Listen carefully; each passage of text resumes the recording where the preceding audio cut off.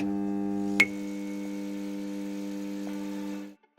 actually like the BPO because it gives you a different environment that a lot of players don't get to play. I played in bigger tournaments, but I feel like this is stress-free, where when you play the $500, the $1,000 buy-ins, people are all tense. Well, there's people tense here too, but to me, it's not a big deal.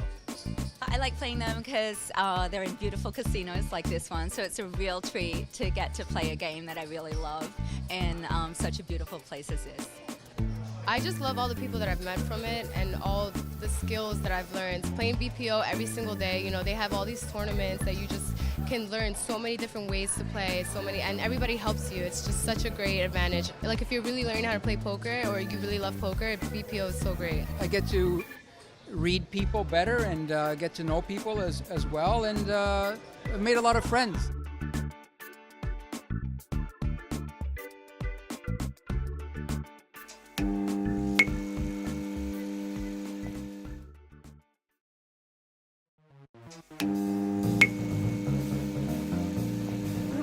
Hey guys, I'm Jamie Kerstetter, and we're here at the $100,000 East Coast Poker Championship.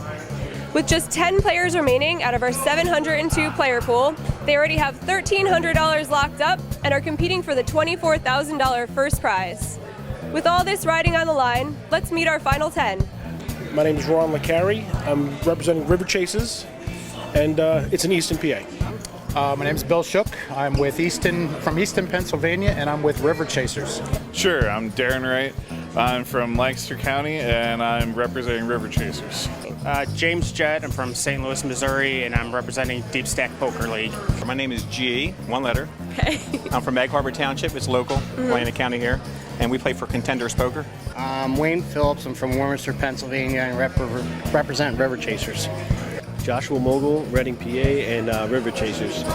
I'm Robert Oswald. I'm from Hamburg, Pennsylvania, and I represent the River Chasers.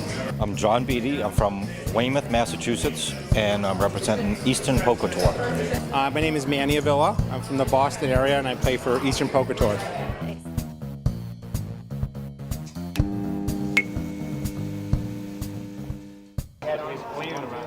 Hey guys, we're here. It's the 2017 Bar Poker Open Championship final table, and with me today, I don't even need to intro her. She's the queen of poker Twitter. I have Jamie Kerstetter commentating with me today. I am so honored to have her here. How are you doing today? Thanks, Ryan. I'm doing well. How about you?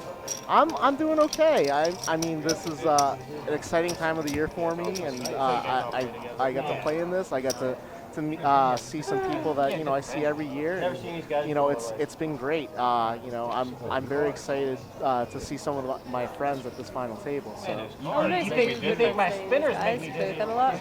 Yeah, actually, I have a little history with 3 of the players here. So Manny, who is in I think seat 6 or 7, he gets brownie points because he actually reads my blog. Okay. He reads and comments on my blog, so he gets brownie points. So shout out to Manny. And also Robert from River Chasers was at the final table with me when I won. So I mean, to see him back here is really cool, and I'm really rooting for him. I'm rooting for all these guys to have fun, but Robert is a great guy. I know him. He's fantastic. But. Awesome. For people that maybe don't know a lot about Bar Poker Open, what would be the most important thing you would tell them that makes it different from a regular poker tournament? It's just the fact that, the people here are really genuinely excited to play the game of poker. I'm sure you see a lot of it as a professional. Poker players can become so mechanical and just robots, and you don't really see that here. These guys, these ladies, these women, these guys are here to have a lot of fun and just play a game that they love. And it's actually really refreshing to see year in and year out. These guys are excited to play poker. Yeah, the atmosphere is definitely different here than it is at most of the events we play. Yeah, yeah. Everybody was social. Like I hardly saw anyone wearing headphones or just taking it super seriously. A lot of people are just talking, having fun, meeting up with other players on the table. It was nice to see. It reminded me of poker 5 or 6 years ago. Right. Exactly. And,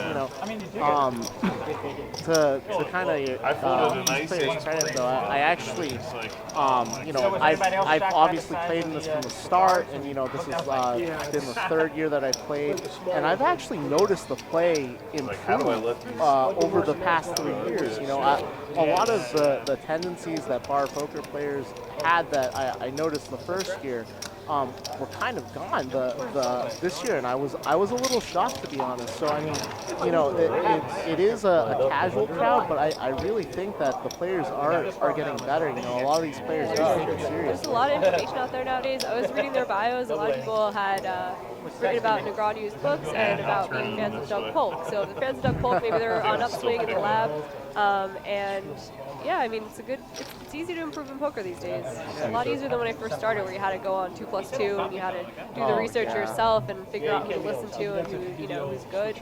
And basically, we used to post hand histories and comment on each other's stuff and help each other. Now I feel like you can look anywhere and find some good. Are there barbecue chips? You can watch a 15-minute YouTube video on a hand analysis and learn like almost just as much from that than versus a book. Oh, we got Manny here. Shout out to Manny again. He's got pocket eights and he raises it up. C7 fold. Wow, Wayne's really conservative here. He makes the fold. What do you think of that? I think it's all right. I mean, if it's an early position raise. C9 fold. King Queen doesn't play that well. If you turn into a 3-betting hand, that's fine, but you're basically yep. See, these are folds 3 years ago. I don't think that would have happened. Yeah. It wouldn't have happened at my final table. That's for They sure. are good folds, though. Yeah, I agree with you. When you 3-bet, you're basically turning into a bluff because you're not expecting to really get like under the gun 2. If he's opening, he's like, what's his range really? It's probably like pairs and King Queen plus. So when you're 3-betting, you're like, you're just trying to take it down free. You're not really doing it for value. And I think conservative fold's a good one. Oh wow, thank you. Our wine has rot, so. So yeah, we don't have the camera working currently, but we got glasses of wine here, and we got them for a reason. I don't normally drink, but shout out to Ebony Kenny. I love you, Ebony, and her kid. Was sick this week. Very scary situation. It turns out to be pretty much okay. We're all pulling for her, and everyone here misses you, Ebony, for listening, and we're having a glass of wine for you. She is really become the heart of our poker open. She's gonna be back, but Jamie's done a great job so far subbing. I mean, she's got pretty big shoes to fill, and you've done fantastic. I have pretty big shoes to fill with wine. Uno.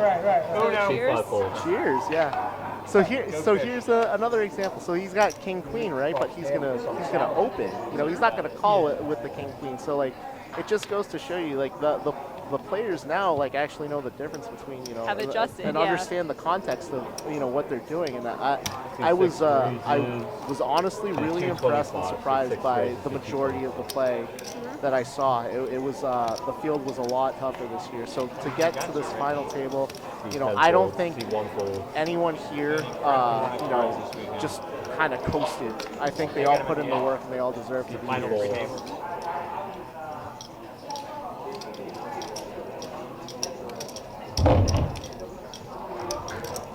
What do we got here? Is this G-Man's favorite hand? Calls 225. He puts oh, in, he's got the 8-9 suited. Yep. I thought we were seeing from G-Man. We have our player bios, which I'm so thankful that everyone filled them out and told us some interesting stuff.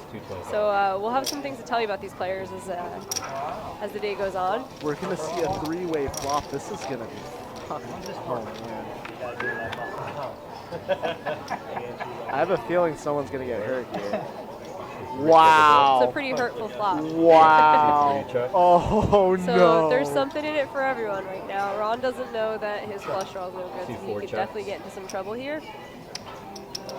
Now what would you do here with King Queen? And you have no blockers to the flush. Well, you have a What would gut you do shot. here? You have a gut shot too. I'm gonna. But I'm do you gonna bet lead? here. Yeah. You do lead. Yes. Okay.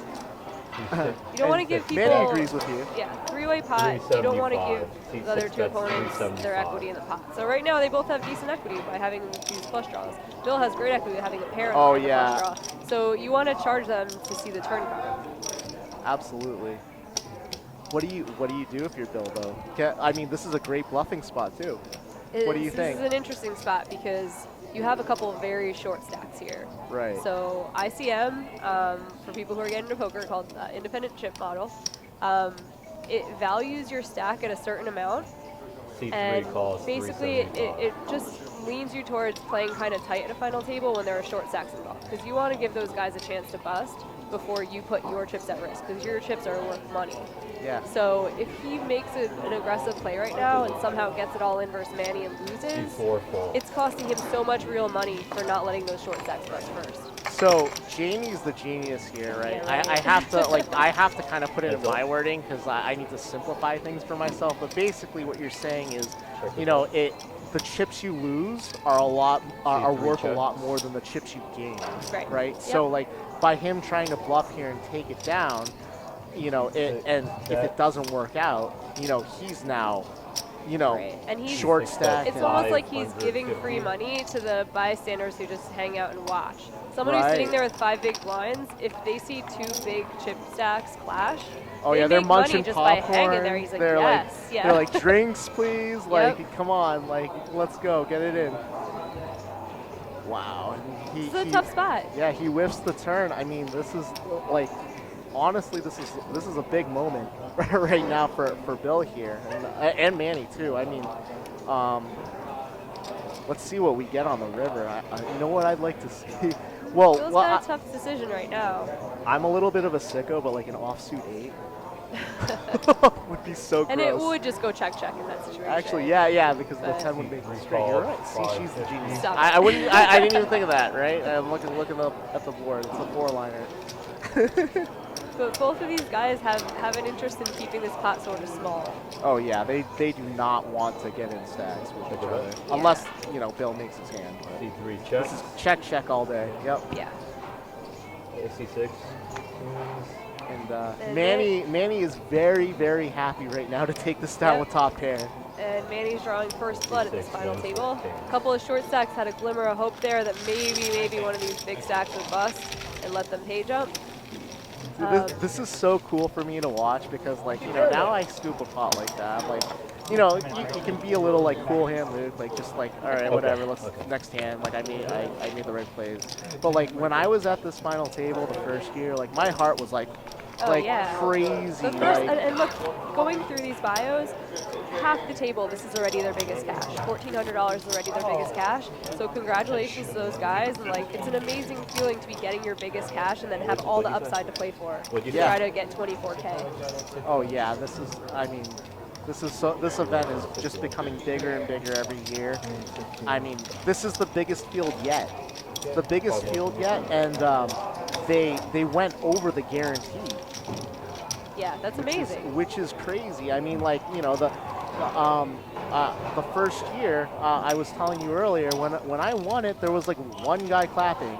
You know, if we get an audience shot here, like there are people standing up. There aren't enough chairs because you know, these guys are all getting cheered for, you know, by their friends here and also their friends back home. You know. I forget which player it was. One of the players was saying that, you know, his nightly tournament, they have it on at the Buffalo Wild Wings, and everyone's, you know, sweating them.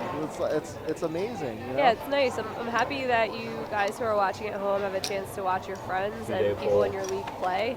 The live stream is always fun. It's like, look, we get to pretend we're playing for $8 million on the World Series now. You know? Right. And honestly, to a lot of these guys, I've spoken to all of them. To them, the money is not the important part of this tournament. It's, you know, this is their chance to shine. This is their chance to be great, and that's what it was for me too when I won it. You know, this is their chance to really, you know, show that they're good at this hobby that they have, and maybe, you know, move on and take it a little more seriously if they do win it and say, you know, hey, I got something here. You know, we got. I was trying to convince Bill. He said that if he won the whole event, that he would set aside some money, go to Vegas, play the seniors 1K. That is a satellite to win $600,000. That's first place with 600K. So like this can be looked at as like a satellite to like changing your whole entire life. Right. And not to mention the bragging rights. He's gonna go if Bill takes it down, he's gonna go home and have that trophy. I remember bringing the trophy back to my bar league. Like I brought it. Trophy. Yeah, I brought it to my nightly, and it was like I was like, check this out, guys. This is the best thing ever. So who are we rooting for in the chat here?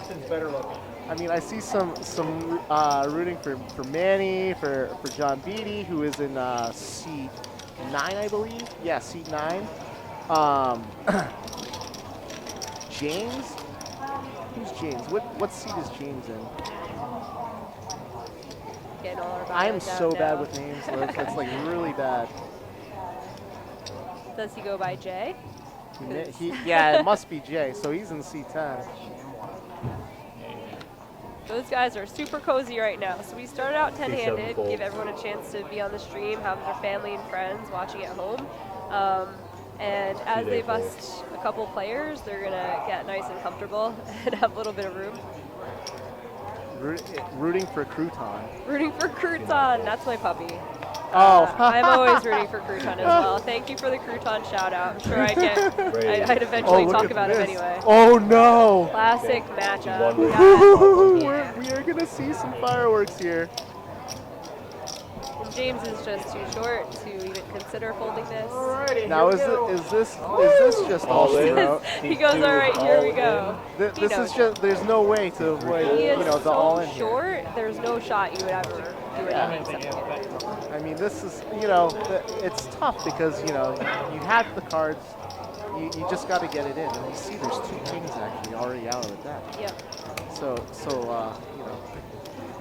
James is in a coin flip technically, but he doesn't know 2 kings are about to go. I would assume. I don't know if they're going to go to King 9, but you never know. You never know. Once in a while, the bar poker leagues, people are like, it's my favorite hand. I never win. Yeah. Oh, and there's an ace gone too. 5, 6 gold. A lot of clubs though. I haven't seen too many decks. I don't. There aren't a lot of clubs that are I would have been standing and like sweating and like ooh. And there are no queens gone either. He's just willing the ace of the king. 10 for a sweat. 10 for a sweat. There's no clubs on that flop. He's gotta love that. 10 for a sweat. Nah. It's gonna be an ace or a king or he did it quick, like he's pulling off Vanny. Yeah. That's what I mean, like this, they add a little drama to the board, but like peeling off cards. But that's what I normally like. I'm like, just flip it off like a band-aid. Like I win or I lose. Congrats to James, will be our 10th place finisher for $1,400. That doesn't matter. I mean, he played great. He came to the table with the short stack. It's all about for me, it's all about the fun. I've had fun. So I mean, shout out to James. Let's find out something about him. $1,300. He said that if he's the only guy from DPL St. Louis to come, so that's a great job repping, Final table is the only member. The money on top is nice, but it's not everything. He said that he spoiled his daughter and treated DPL to a small party. So maybe he'll treat DPL to a drink. I just heard a little New Jersey, New York accent. Uh-oh, what should I say? He went daughter. Daughter. Yeah. I corrected some of it. I moved to Michigan for 3 years to law school, and so I kind of lost a lot of the right back after these messages. But it still pops. Maybe you're drinking the wine. It's the wine, that's what it is. Did we run that up slow? Gotta honor Ebony. Yep. See A fold. So you say 1 down, 8 to go. If you actually count the number of people at this table, see, I'm valuable for something. There's actually 9 people. Yeah, but they only want to bust out 8 of them. It's okay. I've been in Atlantic Brian City. Is clearly wasted. Yeah, since Friday night, I got in at 11. I've slept maybe 10 hours. Yeah, he's been playing the cash games at Borgata. Yeah. I've definitely gone full. Shout out to Brittany Page in the background, one of my good friends, and the cutest girl ever. What do you think of this she shove? is- Queen 9 off. He has no chips left, so it's a good shove. I mean, you can't wait around.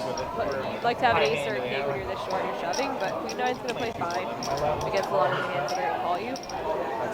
You have to call the big blind. It's only I'm sorry.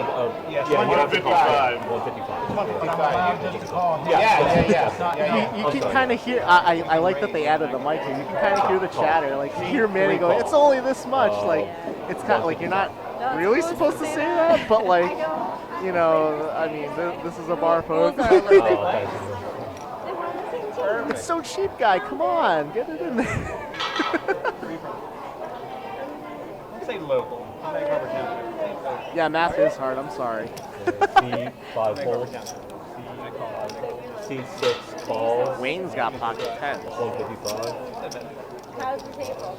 Yeah, are we going to see an actual flop? Oh, it reminds me of the table. I mean, what do you do with pocket 10s here? This is an interesting decision. So it actually is a really interesting spot. I would raise here. Your hand is just so good, and the people who are just calling you 85 are so unlikely to have the read that you want to just, you just want to take a player heads up. It becomes interesting because the more people who are against the all-in player, the better chance the all-in players are bust. Right. The better chance you have to but I think 10 is just too good of a hand to let. Yeah, where you like 8s or 7s, you just Yeah, you check just it feel down. You go, okay, like let's not check it down, but let's see 3. Yeah.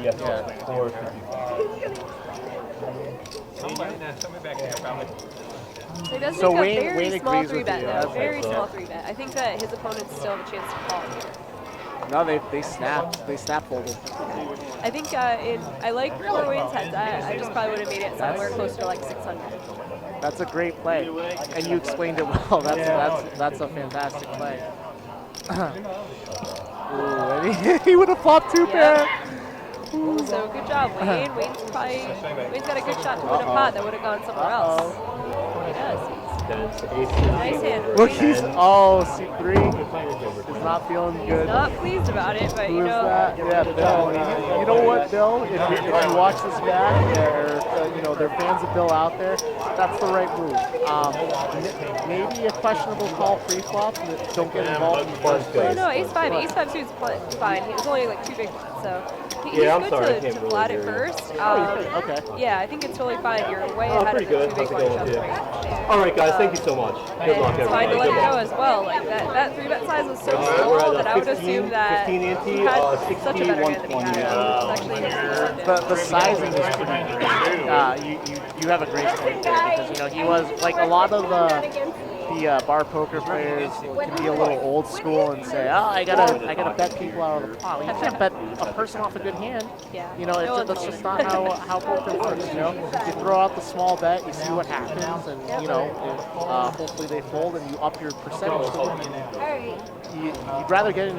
They're not. They're just. Oh yeah, you can finish. Josh finished. He says his name is Jay. Sorry, I keep getting the table.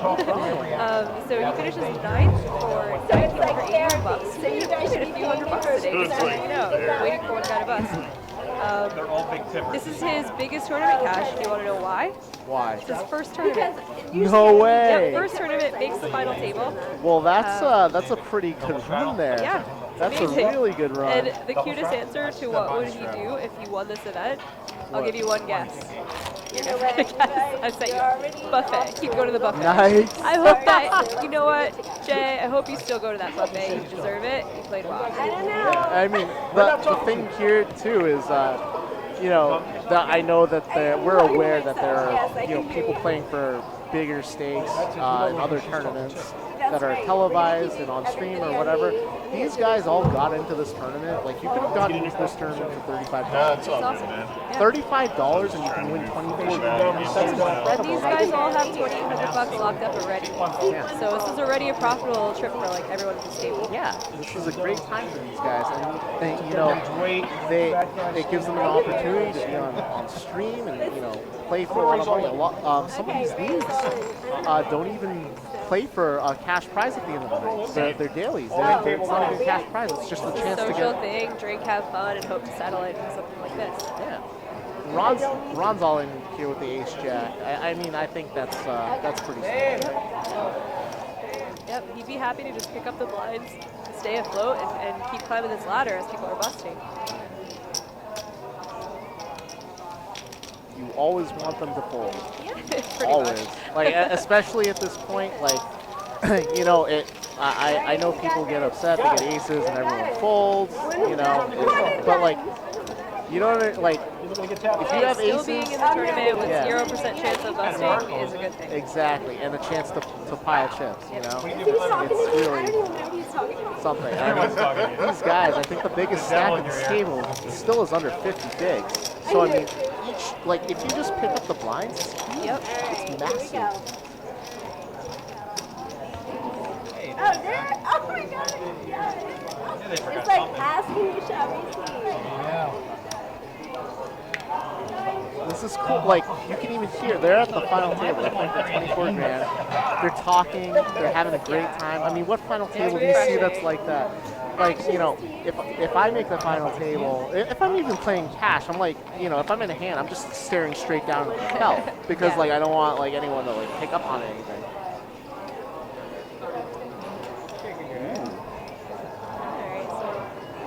How wide will Ron open? I wouldn't be opening this wide. Yeah, I mean he's pretty short, but I think that's pretty standard there. And he's and Darren no, just folds the threes from the hijack. no, Darren's all in. Oh really? I didn't see that. He's all in for 280K. It's not a lot. Yeah. I mean, like I think. Oh, see, I didn't mean to insult you. Sorry, Darren. I was like, I didn't even see his tiny stack. That is not what I meant. So he's in for a couple blinds. I like the shove. Yeah, I mean, any pair, you really just got to go with. Very small chance of getting through the blinds. The blinds are pretty priced in. The big blind's pretty priced in to call here. He's going to have a really bad hand, which he does. He has a really bad hand. He calls anyway. Yeah, he didn't have much to call. Yeah. He's going to be happy to see he has one overcard. Now, do you even look at that point? I pocket three I put the chips in and I say, let's find out together. Robert's hitting his face. He's like sweeping his face because he folded queen 6, so he knows one of John's outs is dead. Shout out to John Beatty, by the way. He's part of the league I play at home, Eastern Poker Tour. Oh, so, yes! Woo, it's still hit. Whoa, but he flopped the set. Yep. Yeah. And just like that, there's a double up. Look, he's the only one. Yeah, everyone's like, come on, we like you, but we don't like you that much. Let's get out of here. Out of me. I was like, wow. And he doesn't have so much breathing room. It always feels great to double up at the final table, but he's still way in the danger zone.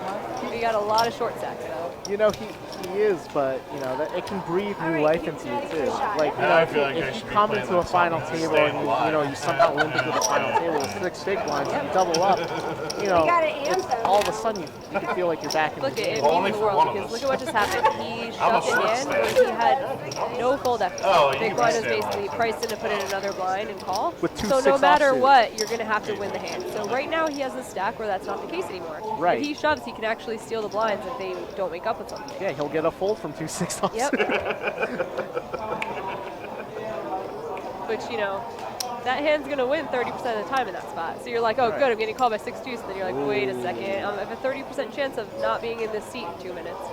Bill's got a little gift here under the gun here.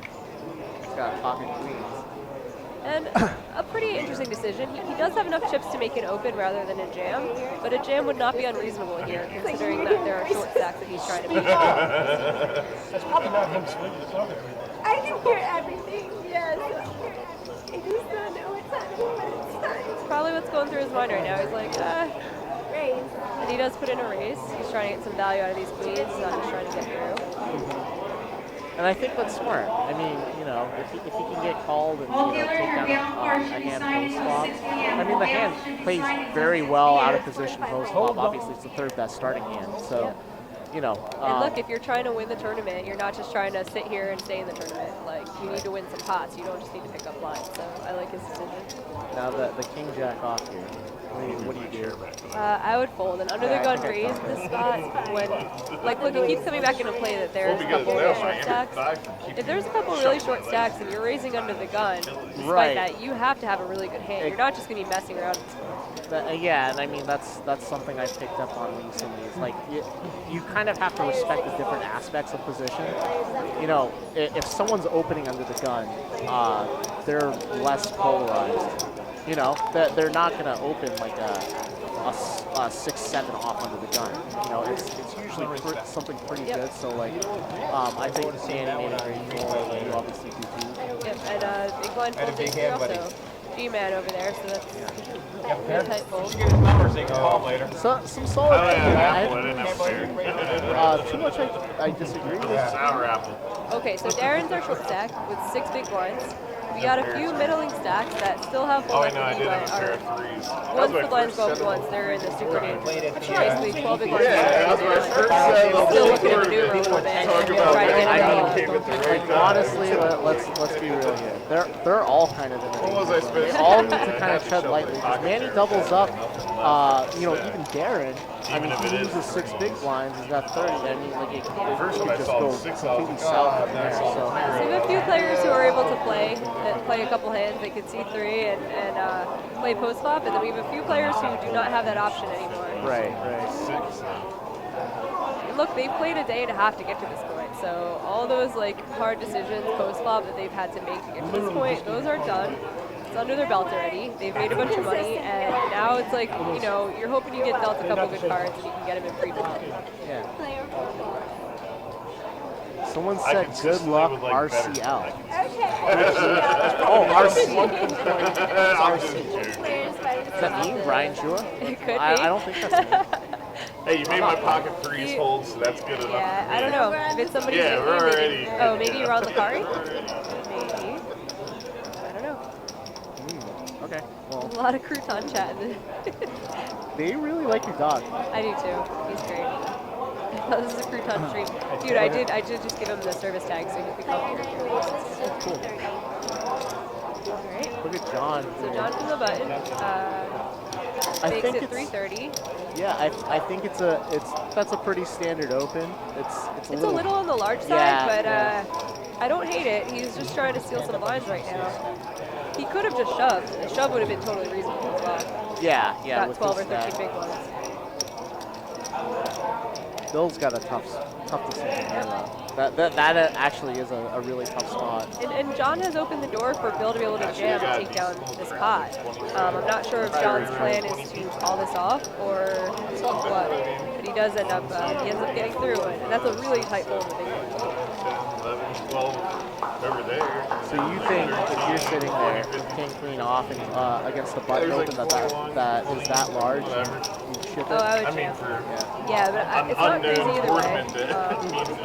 I think that John has like a good hand. This is the reason why. This is the Bring in the ratings, guys. was so I could ask you these questions. Sometimes I don't know what to like. You know, so I get to plot it. Poker is great because there's always options. You know, like it's a pretty close spot. Like he's trying to stay in the tournament too. He doesn't have like the healthiest stack, so if he's jamming, he stands to lose a lot of his chips too. If John happened to be opening, you know, he might have opened aces there because he's such a short stack, and he opens the button rather than jamming. That would very well be a very strong player. Yeah, if he's opening any premium, then king queen also is Not easily doing dominant. well.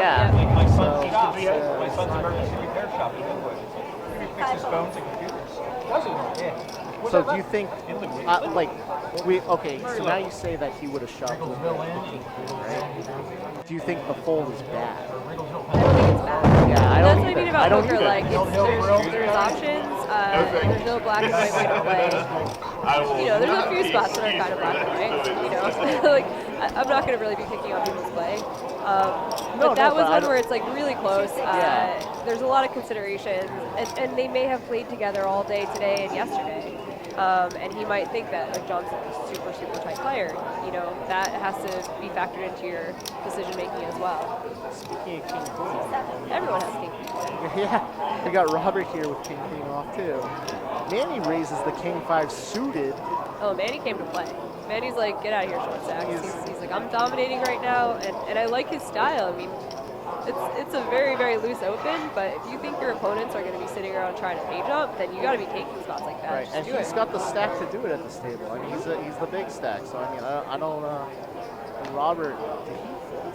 Or did he call? I think he called. Let's see when the graphics catch up. And Robert? I think Robert that's a calls. I think that's a good call. I don't think you need to get out of line here and you know try and quote unquote unplay or like raise or get Manny off the hand. Yeah, I think a jam would also be reasonable. He's very short, so like calling off some of your chips when you're that short gets a little dicey because you're kind of. As a short stack here, what do you do with ace-6 offsuit? You have an open and a call. And the big blind is 120. He could definitely put in the call if he wants. But he's short. Yeah, it's just this is something that has changed in the past maybe 2 years. There's a lot more speculating out of the big blind because think of what odds you're getting to call. Oh yeah, you're getting a great really odds. really good price. He has a pretty good hand. It will be tough to play post flop because this is the kind of hand where like when you do hit an ace, you're not really sure, you're kind of in no man's land. But if you play a lot of poker and you can figure out where you're at, then this is not that. And you most know, you just put the one blind in and see what happens. Most likely, if you hit a 6, it's not going to be top pair. It's going to be like middle or bottom pair. So Yeah, it's definitely tough. But he is getting great odds to try to. I have 3 players. Manny's probably not feeling too great right now. Oh. And He's Manny feeling a little better. outflops everyone. Yeah, I definitely like a c-bet here. Just try to thin the field. You don't like being against 2 opponents and giving them their full equity and letting them see turn cards and cards. Like you're clearly not going to get a jack to fold, but if your opponents do not have a jack, then you're denying a lot of equity. The other thing too is, you know, he has somewhat of a hand, and that hand can still improve. So if you do get called by a jack, and you're the one in the driver's seat, you can decide what to do on the turn.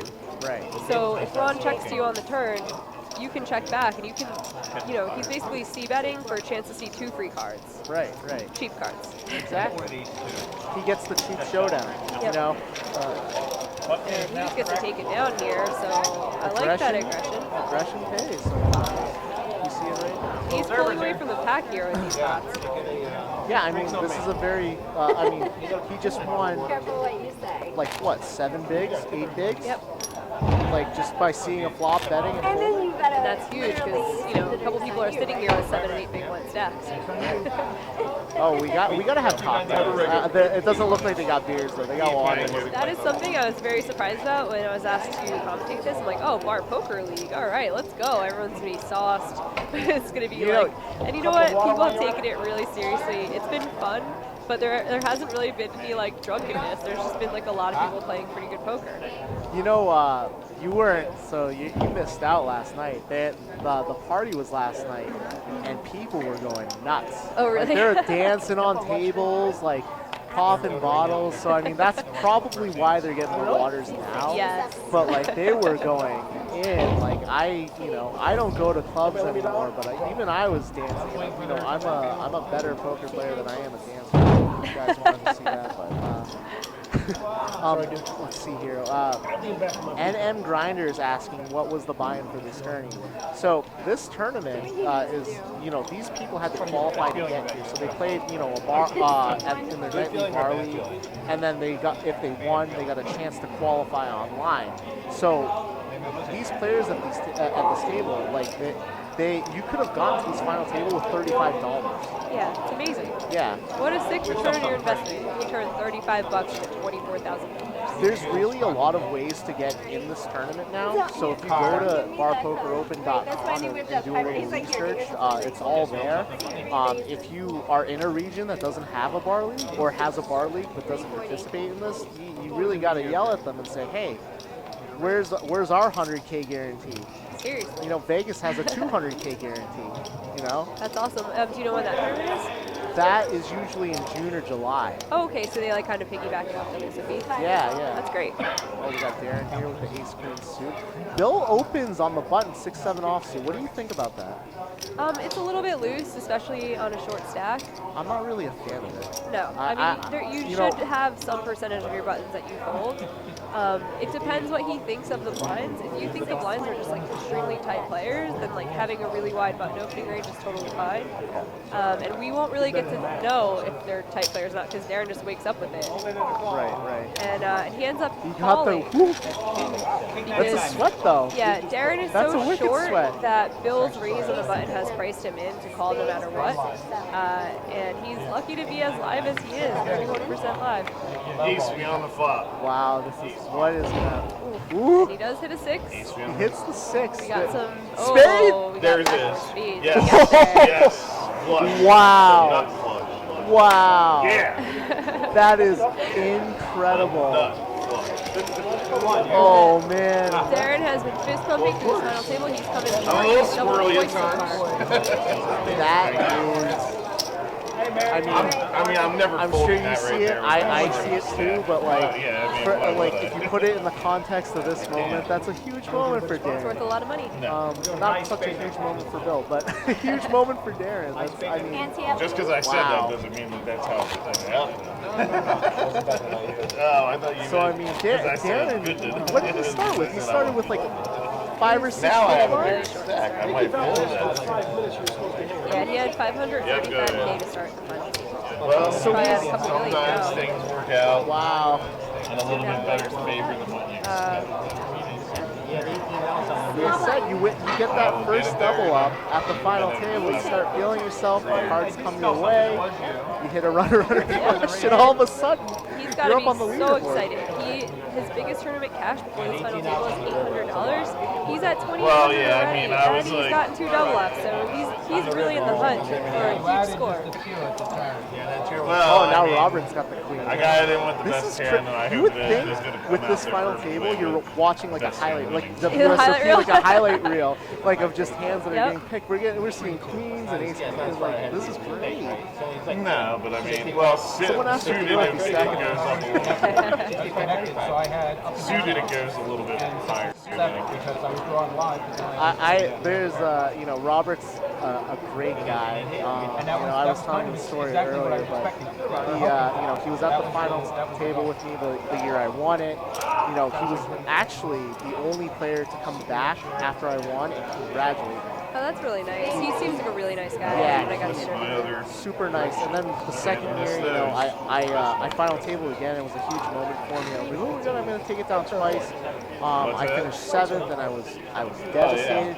He was the first person to come up to me and say, hey man, like you really did a great thing here. That's you did a good job. So like it really meant a lot at the time. So it's not something I'll forget. Super nice, and also an interesting thing about Robert, when I was interviewing him about what he would do with the money, he just snap called with, I'm going to donate some to the church. He's a very religious guy. Well, then good. So you were He on the does a lot same of page mission again. trips, And and you won me he said 2 he'd be hands proud there. to contribute his poker earnings You're to the awesome. church. You know what? You know what's the funny? What a funny thing is he actually learned to play poker in his church group, Which is so cool. And it should It just be, a lesson to everyone. Like, this is not some bad activity. Like, I've definitely had conversations with people who are like, "Ooh, you play poker for a living?" Oh, and they kind of wince at it. I'm like, "You're not selling drugs for a living, man." I'm like, "This is a nice game. Like, it's a nice social game people play with each other." And he's a great example of someone who's doing good with his poker winnings. I'm sure, That's why he I feel like I know a lot of poker players There's always one that at the table. aren't interested in casinos So is your at name- all. They're Yeah. interested in poker, and poker just happens to be It's their social. And So a person like me, or even a person like you, I just beeline it to the poker room. Like Yeah. I don't. So except at Borgata, I'm at the restaurants all the time. Oh, yeah. The restaurants here are really good. Yeah, the restaurants are fire. But other than that, we beeline it. I park in the surface lot, go straight to the poker room, and you're barely even in the casino at all. We're not trying to play the house. We're trying to play people. Yep. Robert actually, I had a conversation with him, and he was saying the same thing. It's like some of the people in his church group are like, you do that poker thing, like you go to casinos. That's a little not. It's cool that he's spreading the word that it's like a really nice hobby. Yeah, and he was very passionate about it too. He's like, I'm not going to the casino to pull a slot machine or spin a roulette wheel. Right. He's going to play poker. And, that's what he's doing here. That's why he's at the final table. But yeah, he said his church league. So shout out to Robert's church league. He didn't give me the name of them or give me any name, but like he said that they would probably be the ones sweating them. So shout out to them. His answer is very cute too. So he's postal service city letter carrier. So we asked if you could be one person for a day and why. He said a retired mailman. So he would just like to be himself, but retired. So, you know, I think if you win 24K, it could help you get a little closer to retirement. Someone asked who are the commentators. I am Ryan Chua. I won the first Bar Poker Open. I final tabled the second one. I'm fortunate enough to be sitting here with Jamie Kerstetter, the queen of poker Twitter. The queen. She's been dubbed the queen. I did not name myself that, by the way, guys. That is an official title. No, you're being modest. That's an official title that you hold. And I don't foresee anyone. Honestly, it's awesome. Salzburg. Matt Salzburg has a chance. He could be the Twitter queen.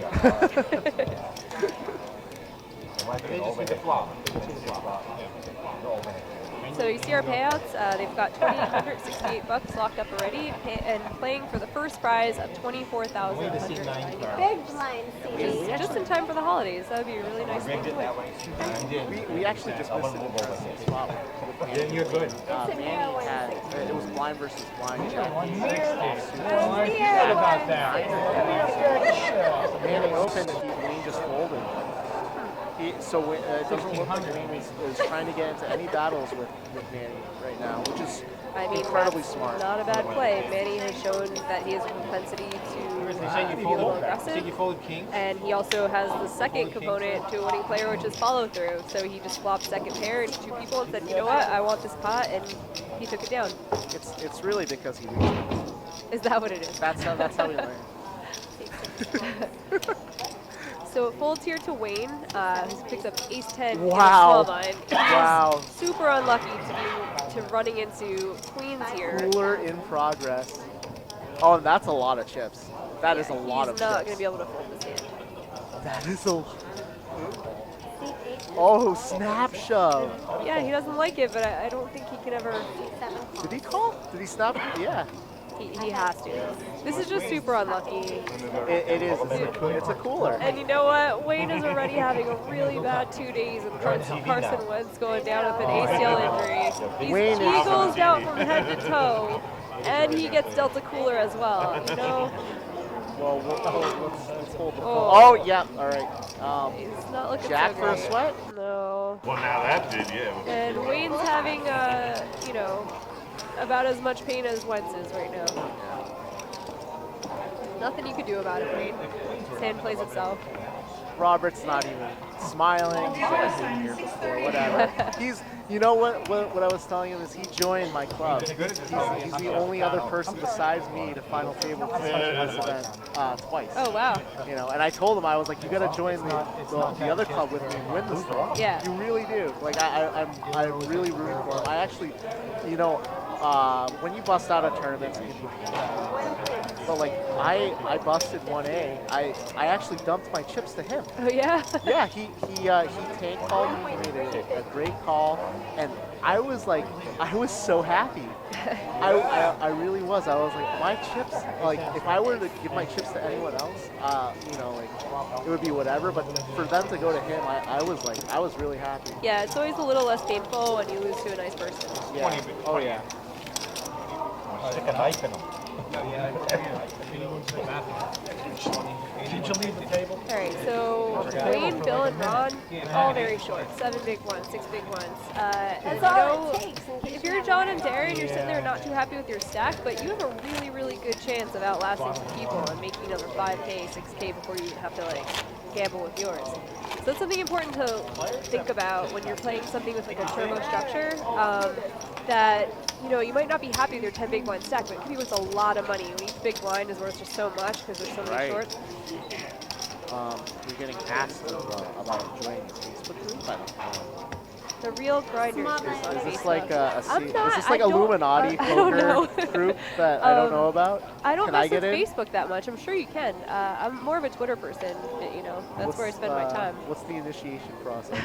I want to know. I'm like. Like, Is I'm there like, some hazing? That's what I want to know. I'm like, I tell people I'm like, I'm a D-list poker celebrity. Like Jamie here is an A-lister. I'm like Z-list. No. You're an A-lister. At Borgata only, because I live here. Hey, anytime you're at a table, the blogs are writing about you. Anytime you're at a table. If you do a lot of stupid things, they write posts about you. Just like, what is this girl doing? She's punching off her whole stack. Log it. We got a shout out to Ron here. We got some Ron Nice. fans in the house. I mean, who are you guys cheering for? We got a lot of people watching the stream. We're watching the Twitch chat right now. Who are you guys cheering for? Seat 4 folds. Seat 5 folds. 6 folds. A-Seat suit is there a delayed graphic? I feel like Ron opened the way we're seeing the action right now. Oh no, He let it go. It's really close there too. Because he wanted to play that hand, he was gonna have to jam, and it's just like it's kind of a puke spot. 'Cause when you jam that, you get called. You're almost always dominated. So it's more of like a stealing hand from like the cutoff or button, and it's a little dicier when it's earlier position. Now, what do you think of the queen 6 fold and the small blind just giving it up to John here? Do you think that's smart right now? I mean, he definitely could have shoved. It was probably one where it's a plus EV shove, plus chip EV, which means like if you do it 1,000 times, you're going to net more chips. Right. But you have a lot more to consider when you're at a final table where hanging around nets you money. Yeah. So it's definitely close decision, but like I think just folding it is the safer play and giving yourself a chance to just survive a little bit longer without, like he could have, if John wakes up with something. Oh yeah, I mean there's always the one, we just saw it, ace 10 versus definitely happens. queen. So I think, it's a little on the conservative side, but again, these players, while I've noticed them play improve drastically, they aren't in the spot a lot. They're a lot of them are not competing for any money in their local tournaments. So to be in the spot and take a conservative route. Wow, Wayne just open rips the 5-6 suited here. And Wayne is very short. Wayne's very short. It's an interesting hand to shove because look, when you get called, you're getting called by a lot of big cards and you're likely to be live. Yeah. Like, suited characters are alright, and he's in such a danger zone that like picking up, look, 380,000 chips, he just increased his stack by 35% by scooping those blinds. So it's definitely a gutsy play. It's very, very, very risky, especially being so short, because you are going to get looked up by a lot of hands. But in this spot, no guts, no glory. He's going to have decent equity if he gets called. Yep. He's going to have decent equity, so I think it's a great shove. And you have to, I mean, even though we're playing short here, you have to have some bluffs. Right, and the blinds are going up. See, the blinds are just going up now. That was his last chance to shove and still have full equity. Like he had 7 big blinds there and like the blinds go up to 5, all of a sudden you have very, very little fold equity. So like that was such a pivotal pot. I'm a psychic, and that comes with the job. Yeah, I definitely agree. So we have, so people actually answer my question. So we got a lot of Ron fans in the chat here. A lot of Ron fans. That's awesome. We got some Manny fans. We got some Wayne fans. We got some EPT fans here too. Shout out to Fritz. Shout out to Fritz Barnes, right? He won this last year. He was the one that knocked me out and caused me so much pain in 2015. But I love you, Fritz. You're a great guy. We miss you here. Well, I actually, a few people mentioned that you weren't here, so your presence is definitely missed. What else do we got here? We got fans of you. I'm just here to listen to Jamie. Thanks, guys. Lots of Ron fans. I think Ron's winning the Twitch chat. I don't know if he's gonna win this. He might. It should be worth something, right? We should have like honorable mention for Twitch. Yeah. It's not exactly like winning the tournament, but winning the popularity contest is Oh, absolutely. You got John here opening the East 5 suit. Oh, he's the button. Yeah, standard open, standard folds, standard play all around. Maybe we jinxed it with the card heater. I thought they were clapping for me. How'd you get your fan club? You know, a lot of people like a lot of players, they don't notice, they don't realize that, you know, this is the majority of poker. Right? This is the majority. You know, opening pre-flop, getting folds, you know, seeing flops, betting, getting folds. Like this is the majority of poker. And you know, a lot of like you can see in a lot of like bar leagues, like 1-2 games and stuff like that. People are always trying to play. It's like, you know, you don't watch let it come to you. You can't always just make things happen, or you're going to be a little too aggressive. You don't watch like the ESPN highlights, like top 10 highlights, and assume like, you know, it's you assume you're always getting dealt top 10% of the deck. I read a good description of No Limit Hold'em once, and it said hours of boredom and seconds of sheer terror. I that think is a No Limit Hold'em tournament. That's completely accurate. I think that's completely accurate.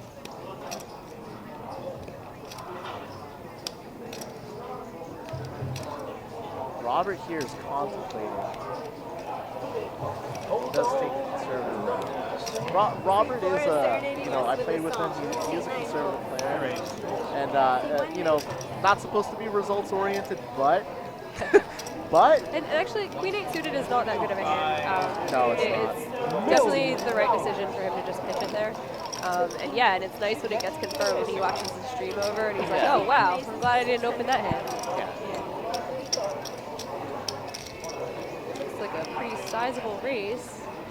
Yeah, he makes a really big raise, and this is a spot where I would get tricked because I'd be in the blind saying, if you had such a good hand, why would you raise so big? Right. And I would never think he has a hand as good as ace-king.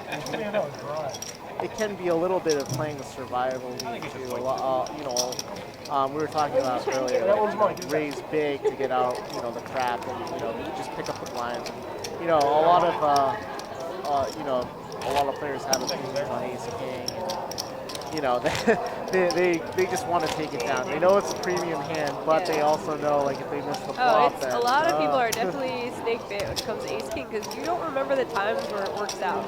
You remember the times where you're like, oh my god, I put a third of my stack in, it comes out queen, queen, 3, or blah, blah, blah. You know, people, it tends to, like, I don't know, human psychology is funny. Like, you tend to just, like, remember the painful moments so much easier. Oh, yeah. Like, you remember, like, there are times where someone comes to me like, oh man, you're the girl who bad beat me super bad. I'm like, I don't remember you. Then I see a guy, I'm like, that's that guy that won out in me. Oh yeah, yeah.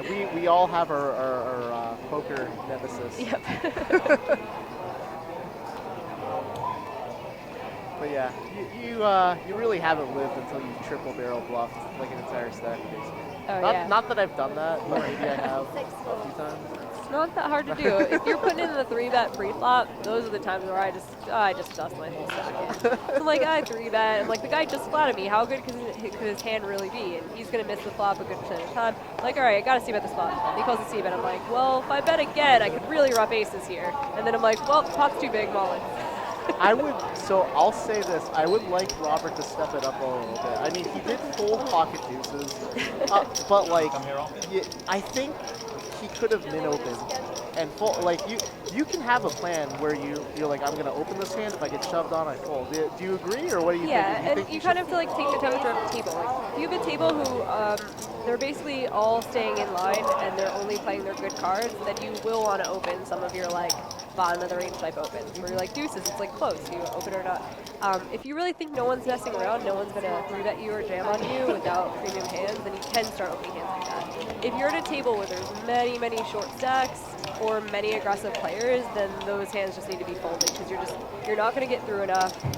You're not gonna get flatted and see a flop enough. So you're kind of like, you don't want to be opening hands like deuces. If you're gonna be opening as a bluff, you want to be opening hands that have blockers like an ace or a king. Right. I think he can capitalize on it. He was actually telling me, these guys played for like 2 full days. He was telling me he played with some of the players and that, you know, he does have a conservative image. I mean, there's some credence there to, like, opening up a little bit. You know, even at this final table, we've seen some conservative stuff. Yeah, if you think that your table image is super tight, then yeah, try to get one through once in a while. these blinds and A's are just worth so much real money right now that if he thinks that he can get through, if he can get people to fold better pairs to him, then for sure open it. I can't even remember another hand. He played the king-queen offsuit that he folded post, and then he played the queens. Yeah. So this table was only seeing these queens. So, you That's know, right. I think all these players are conscious of that. So with him opening, you know, they're going to be conscious of, I mean, he's been folding the whole table. Yeah. They're conscious that, you know, he's a conservative type player, so he might be able to exploit that later if he realizes that. So Bill on the cutoff with ace-queen suited. Super good hand in late position like this. And he is so short that his only move really should be to shove. Tell me that. See, and here's the conundrum. So the previous hand we didn't really talk about. He open shoved 9-10 offsuit on the button, right? Right. It's okay because they're not going to see this for half an hour. Yeah. So like if he does want to if he wants to do something based on his holdings, which you really shouldn't be doing in poker. Right. You shouldn't look at two cards and say, because I have these two cards, I'm going to raise this much. And if I had a worse hand, I would raise a different amount. You don't want to let your opponents read you. But these guys aren't going to see this for another half an hour, so he can get away with it. Yeah. Well, what I was going to say though is the ace queen. You know, if he's shoving 9-10 offsuit to balance, he should be shoving this hand as well because you know it's a premium. Yeah. So he gets it in good here, Hart. He does end up getting it in good. Good hand. And yeah. Holds. Yep. Very nice play with you. And Darren, despite 2 double ups, he was coming in with 500 That was a page good chips. run. It was a good run. He did page up twice, and he made an additional $1,400 or so from those 2 double ups. Shout out to Darren, any of the fans watching.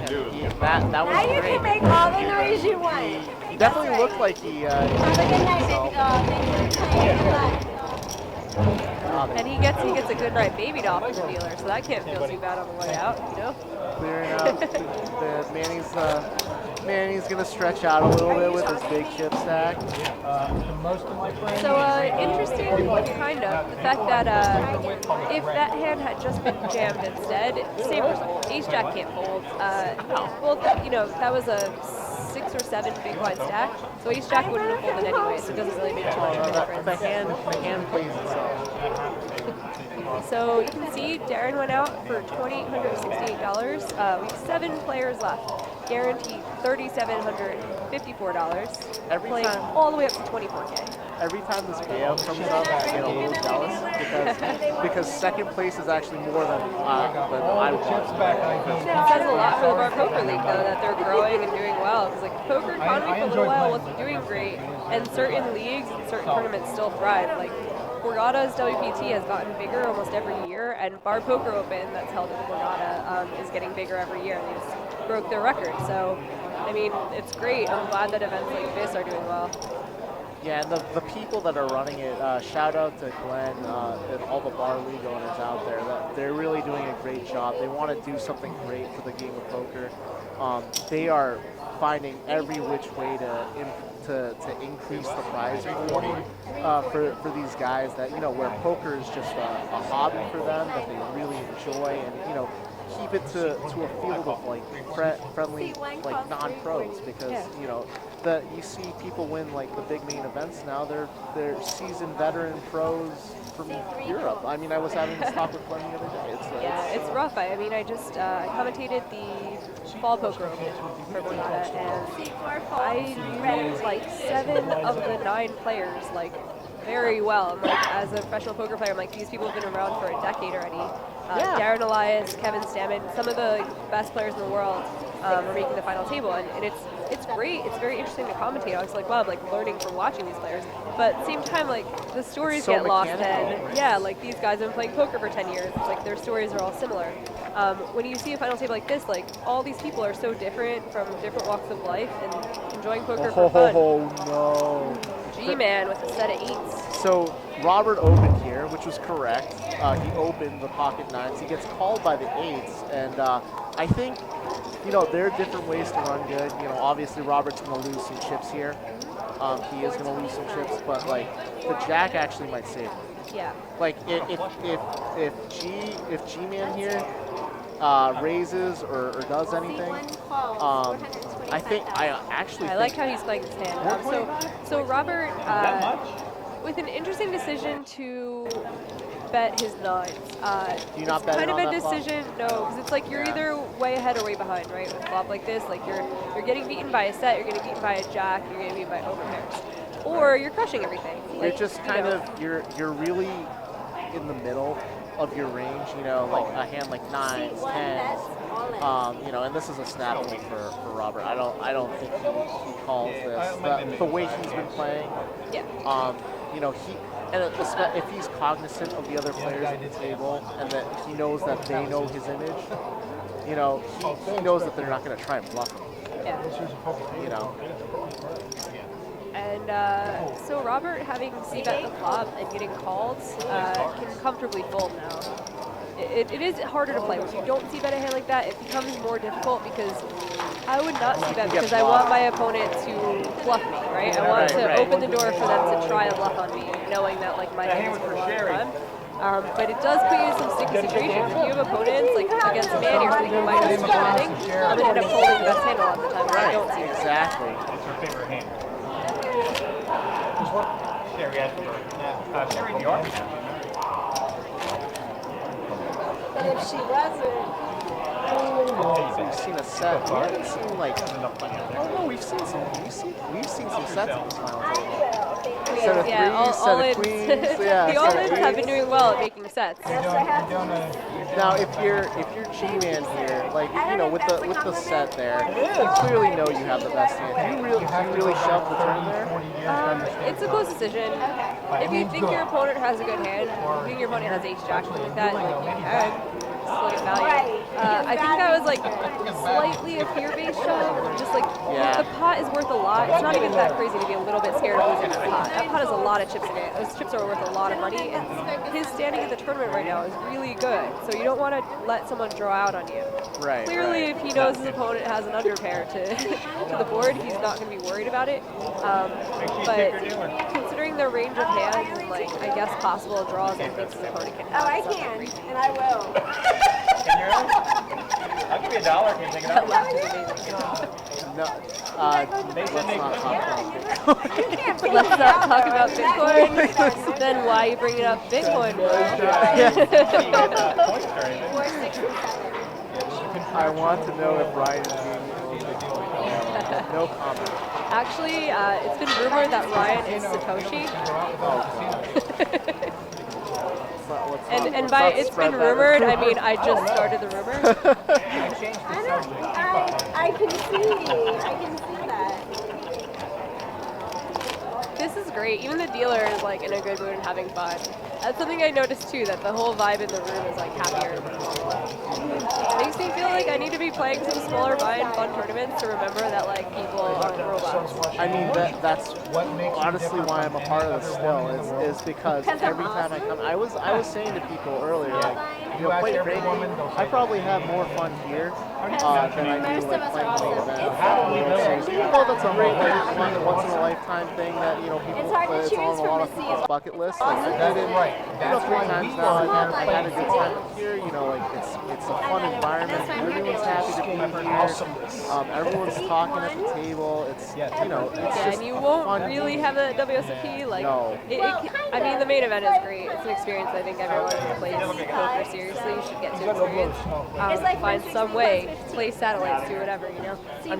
But it's scary at the same time. Like you're playing that, and you're like, okay, this is like it's life-changing money for everyone. That tournament, and like the decisions just have such real consequences to your life that it's hard to be lighthearted and not take it too seriously. It's not to say that these guys don't want to win. These guys are all playing for the trophy here. But, you know, at the World Series, like you just, the second you sit down, you just get, you know, anytime someone looks at you, it looks like they want to murder you. Right? Yeah. It doesn't matter who you are. It looks like they want to murder you. You know, and there's 7,000 people that want to murder you. Like it's not, it can be a little intense. So I had a stare down with this guy, a Swedish dude who, he was the one. He was out of position. He had to look at the flop first to decide what to do, and the flop comes out. And I'm looking at him, and he's looking at me, and neither of us has looked at the flop. And it's 1 minute, and I said, I'm not going to look at the flop till you look at the flop. And he's just like staring at me. I was like, this is ridiculous. And like, and at the table, everyone at the table is just laughing because they're just like, oh my god. it's just so, it's ridiculous. Tanking's ridiculous. This is the way poker should be played. Make your decisions. So, I'm a little awkward, so like I kind like I bounce between like the stare down and the felt stare, and now I just felt stare because I can't like the eye contact thing. It just it's becomes just too like weird to me. I'm not going to be 2 inches from some person and be like staring at their soul. right. That's Yeah, I'm just like, you know what? I'm gonna stare at the felt. You know, and then like one of my friends actually gave, shout out to Angelo, by the way, Jello. I don't know if you're watching this, but one of my friends gave me a tip. Like anytime someone tries to do that, you just say, "Do you know what's on you?" Because you're kind of implying they don't know what they're doing. Like, and it kind of makes the you know, like, you know what's on you? Like, So John's in an interesting spot. So this defend was a pretty loose defend. If he was suited, I'd be totally cool with it. The king 4. But this is with actually a Bill little opening under the gun 1, you have to start thinking about how well your hand is going to play versus that range. And king 4 off is probably just a little too loose. and he led the flop, right? He didn't check it to the pre-flop aggressor. He led the flop, and you know, like I get it. You know, you want the hand to be over. John just would be so happy for a fold here from Bill, which he might actually probably get. will end up getting it. Bill's Yeah. hand just is like, in his mind, he's thinking I have 2 outs. But it's also conversely, you know, if Bill's here and he's cognizant of you know, the fact that John's leading hands his weakest bottom pair here, he can exploit it by raising with a hand like ace king or ace queen or you know, anything, and that now John's folding the best hand. But you know, Bill, like, we can clearly see the cards, so we know Bill's in a really tough spot here. So you know, this might end up working out for John, but again, it can be a little bit vulnerable. Like you can kind of open yourself up to get bluffed. Honestly, I like John's defend a lot more now that he's leading this flop. He's trying to win. He's not just trying to make the best hand. He's trying to get his opponent to make a bad fold. And if you're doing that, if you're willing to be aggressive post flop, then like it's not that crazy to be defending it. But look, he turned a nothing hand into something. Like most people would have folded it free. Most people who didn't fold it free are going to check call or check fold this flop and find a way to lose the hand. So like credit to John for really making something out of nothing. Yeah, it ended up working out. You know, it's a little minutia, right? Like if I'm sitting in that seat and I want to win the hand, and I have to stand for the hand. I probably check it to Bill, see if he sees that. If he does see that, and I do want to bluff, then I probably check raise and Bill folds faster. He snap folds, right? It gets really dicey though, because look how short the stacks are. At some point when you're check raising, it's got to be a check jam. And then you're like, you're really in no man's land. Like you're when you do get called, you're so done. You're very much toast. But you know, you do get through a lot. Check raise is super strong. Yeah. Can I just say I'm so happy you're commentating with me? Aw. This is great. This is awesome. You know, I'm learning a lot from just what you're saying, and you know, you're clearly having a good time too. So like, this is definitely fun. It's a much more fun atmosphere. Like a little Oh, the return of the king queen off. Yep, king queen has been in like every player's hand at least once. This is definitely a premium hand for Manny. We saw him open the king 5 suited earlier. Yeah. So we're gonna see a little action here. Oh, he just piles it. Bridget! So we're at 80,000, 160,000 blinds. Okay, He throws in 450. All right, I like this, and like I've talked about this a lot. Like I think Manny's playing really well so far. I'm excited to see him play the rest of the table.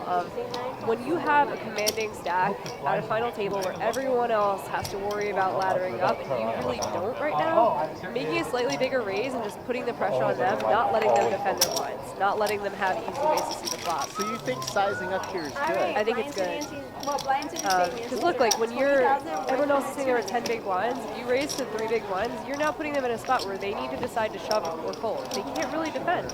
And you're going to take down so many more pre-flop pots than everyone else even has the opportunity to, because they just don't have enough chips. I mean, I guess I'm a little more conservative, so like I do try to play a balanced range, but I balance by betting small. Like I would have opened there just too, like, I would be drinking this entire table. Min opening my entire range of hands to play pre-flop. And, you know, that leaves me a little bit of ability. I still think it puts pressure on them to min open. There's multiple different strategies you can have. I just prefer Manny's strategy when you're like a commanding chip. Make it entertaining up here. Because look, he has so much interest in just staying at the top right now, right? So like, you don't want to give your opponents a chance to even see flops and make the best hand. Like, why do that if you have like a chance to open a little bit bigger and win 100% at the top? Equity denial is a huge part of the final table, especially and you have these people afraid of you because you can knock every single one of them out. Right. So he's kind of, by opening bigger, he's leaning on those like middle stacks. Like the short stacks are still obviously going to go with their hands when they have a good hand. So like, yeah, you might price yourself into calling a short stack. But the people who have like the 15 to 20 big blind stacks can't do anything against it. They would have to be punting off a bunch of equity and worry about ICM. And he's basically going to steal their chips a lot more often than he would if he was just min-raising. Right. Now, you have an interesting spot here, right? Robert actually limped in the cutoff. Right? That's kind of... And Bill just decides to check the ace-jack, which right now he looks like a freaking genius. Because he's making top two, and you have a chance at someone else stabbing at this pot. So if you're Robert, you're probably open, right? If I'm Robert, he's so short. He has like 12 big blinds to start, 13 big blinds to start. So, I mean, probably would just fold that hand, yeah. But he does get a chance to limp. He gets a chance to C3. I see what he's going for here. It's a fun hand to play. Yeah, you want It's early in the tournament. I'm like, give me all the 8-7 hearts. Yeah. So it looks like Bill let out on this board. I see where his head's at. He's thinking, you know, and a better ace is not going to fold, so he's going to try to get some value, but he ends up just taking out this spot. Conversely, though, who has a better ace in the spot? Like pre-flop, based on the pre-flop action. There shouldn't be that many. I think any ace would probably feel the turn at least. Oh yeah, absolutely. But yeah, he gets unlucky that no one really picked up anything. Yeah, there are a lot of ways to run good and run bad in this game. And, you know, I think we saw earlier with the 9s versus 8s, right? You know, yeah, it sucks that your opponent flops a set of 8s, but you have that overcard. You're lucky the jack's there. Yeah, the jack's there. Like it's a lot harder to put your opponent on a set than it is just like a random hand like 10 jack or you know ace jacker. There's a lot more jacks than there are sets. Yeah. You know, so you know, that to me is run good for sure. Robert.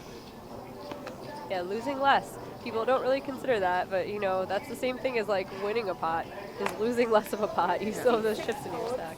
I played 1B with Manny, and I had a similar situation. I had jacks, which was an overpair to the board. You know, it was a 2-club board, and he had bet the turn. I still had an overpair, and then on the river, the ace of clubs came, and that obviously kills my hand. It was a 3rd club. It was an ace. You know, he put me all in. I snap folded. Later, he told me he flopped the set of 7s. Wow. So I mean, I was like, wow, I really ran good there. You think you're running bad, but you're not. Yeah, I ran great. That was awesome. You know, I stayed in the tournament a little longer. But, you know, G-Man raises the button huge again. Last time he raised it huge, he had ace-king. This time he's got ace-10, another just way above average button hand. He shows it again. So I'd like to see at some point him just bluffing there. It would be really cool if one button, it folds to his button and he has like 8-6 offsuit and he puts in the 750 raise. If he does that, then I'm a big fan of his raise size. If he raises smaller or folds that, then I'm less of a fan. Now, what do you think of like, so like the GTO strategy, right? You obviously study this game a lot. The GTO strategy is like, if you're on the button, you should be open here. I write small and big lines. It really depends. Like, yeah, like that's why GTO is like slightly less helpful. Like people all say GTO, but like a lot of people don't really. No. A lot of people are not great, including me. But when you have to like consider a lot of things. Like you have so much more information when you're at the final table, and these people play with each other the last 2 days, and there's ICM considerations, there's whatever.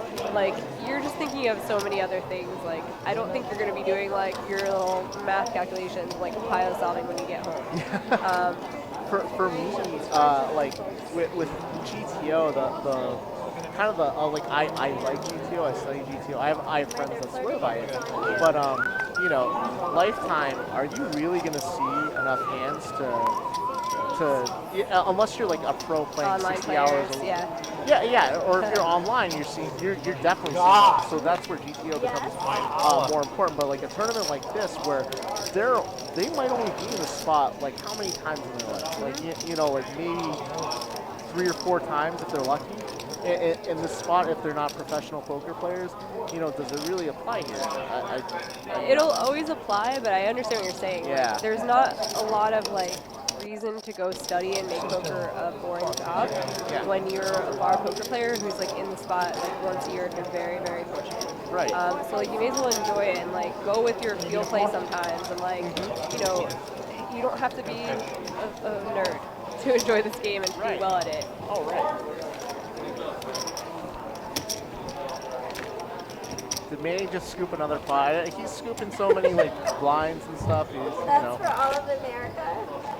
The rich get richer. Yeah. It's just how it goes. It's, like, it's very worth it to take some risk, like he did with like opening the King 5 suited and like c-betting the hand and a couple other moves in this final table. Like now he's in such a spot where like the things he's doing to maneuver to get more chips are not risky to him. Right. He's just not risking his stack. He's risking everyone else's. Even though he's opening wide, he's actually playing pretty risk averse. He's not getting himself in trouble spots. He hasn't had a showdown. Right. After all, who wants not to watch above a bunch He of reads my grumpy blog. Not above it. And the funny thing is, I don't think they can see me. I'm sorry. I'll try to only plug it like 5 or 6 more times. Dedicated to the grind.com. Every time that you plug your blog, I'm going to start talking about crouton. Crouton. And then this whole entire commentary will just be not poker. My friend was actually telling me to tell you to bring your dogs in. I wish. He's a very, very good dog, but he's extremely excitable. If you brought him here, no one would believe he's a service dog. He'd be licking everything.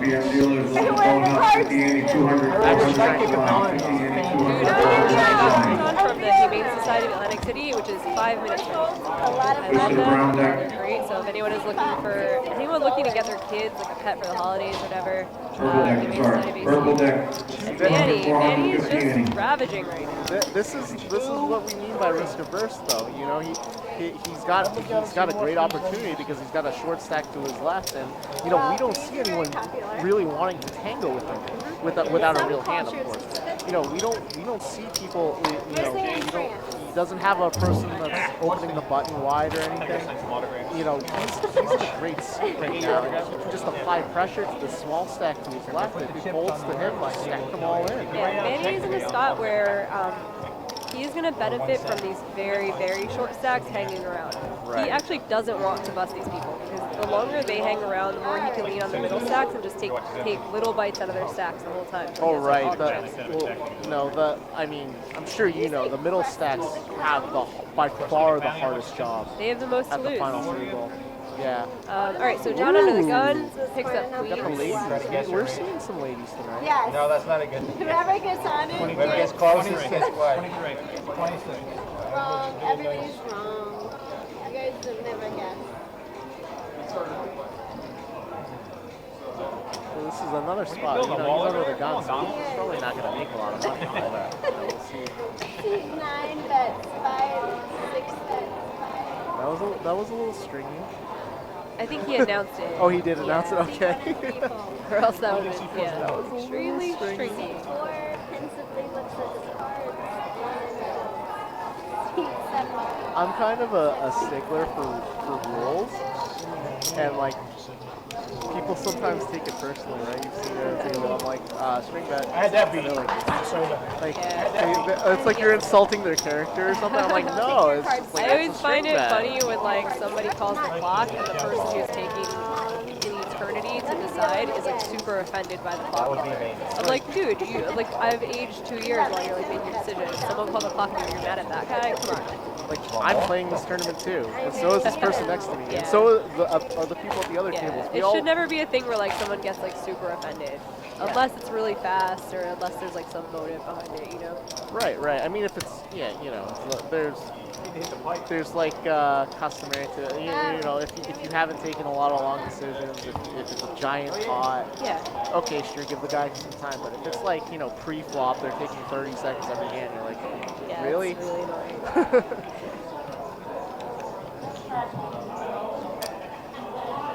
like even like the players here that have earned their way here. I was surprised at the pace of play that I was seeing this year versus like 3 years ago. You see, like snap holds around, which is like, it's cool. People actually, they may not realize it, but they have established ranges. Yeah. So Ron is very short stack. He's a little less than he's leaning back. He's like, this is thrilled. You're thrilled with less than 2 big blinds on hijack to pick up a king, a suited king. And he is going to run into it a little bit, but we see here that his king and 5 so far looks to be live. I will correct you. I don't think he's thrilled. I would be big thrilled. blinds and you find a king, a suited king, I would be throwing a party. Yeah, I would be thrilled, but like I know, in a perfect world, like Ron would obviously like a hand like at least what Wayne is holding. Yeah. Or what Manny 3-bet here. Yeah, I like this. He's isolating. Yeah, he has the best hand so often against this 2 big blind late position shove. So you want to isolate this guy. You don't want these like hands, like you got ace-9 suited to fold. You don't want the hands that are like stealing your equity to be in the pot with you. So it may seem higher variance to 3-bet, but it's actually like the safer play to 3-bet and isolate. It's almost like he's listening to us, because you were saying this, Manny's having a great time with these short stacks in the game. So let's say Manny does this, right? They folds, and then let's say we see like a king-5 flop, right? Him doubling up Ron isn't the end of his world. It's actually like, it almost like benefits him in a way. It's like a pretty neutral play. And I will say this too, and look at like earlier when Manny had done this, I said you want to just make your 3-bet a size that is gonna like get you to definitely isolate Ron, right? And he made a very, very, very small 3-bet. Now, John, what do you think of the 9-10 offsuit call on the big blind? It's 1.5 big blinds. I call as well. This is the problem. Like it's such a small 3-bet is just too small. So like if Manny had even made it like 700, he gets through here, right? And he is now heads up with Ron for 2 big blinds with like over 3 to 1 in his blind, because the blinds would be Manny's are in there. He's getting himself a great price, and now it's like a little sketchier because you'll see when the equities now, like he has 33%. He would have had over 50% heads up for a similar size pot. There's only an extra 1.5 big ones in this pot. Yeah. So it's just a little bit, like he needs to make it a little bit bigger to deny equity, but it's still, I still like the 3-bet. A nickel back on the stack. That was 575. I know, I took the change. Can I just say I'm just so glad you're here. And we need to plug that block. I just be spewing garbage, and Jamie's spitting knowledge. One player all in. We got, someone in here is room with Ron. He's saying, show me king. All right. We had a lot of Ooh, I saw a diamond. 285. What was that? The dealer pump fake. 285. So Once you get the floor, Bella. I think they're making sure the pot is right. Oh, okay. Yeah, we saw the 3 of diamonds. See the 3 diamonds. If I'm Ron, I very much like that for you. Should be 430. Should be 430. Yeah, they are side.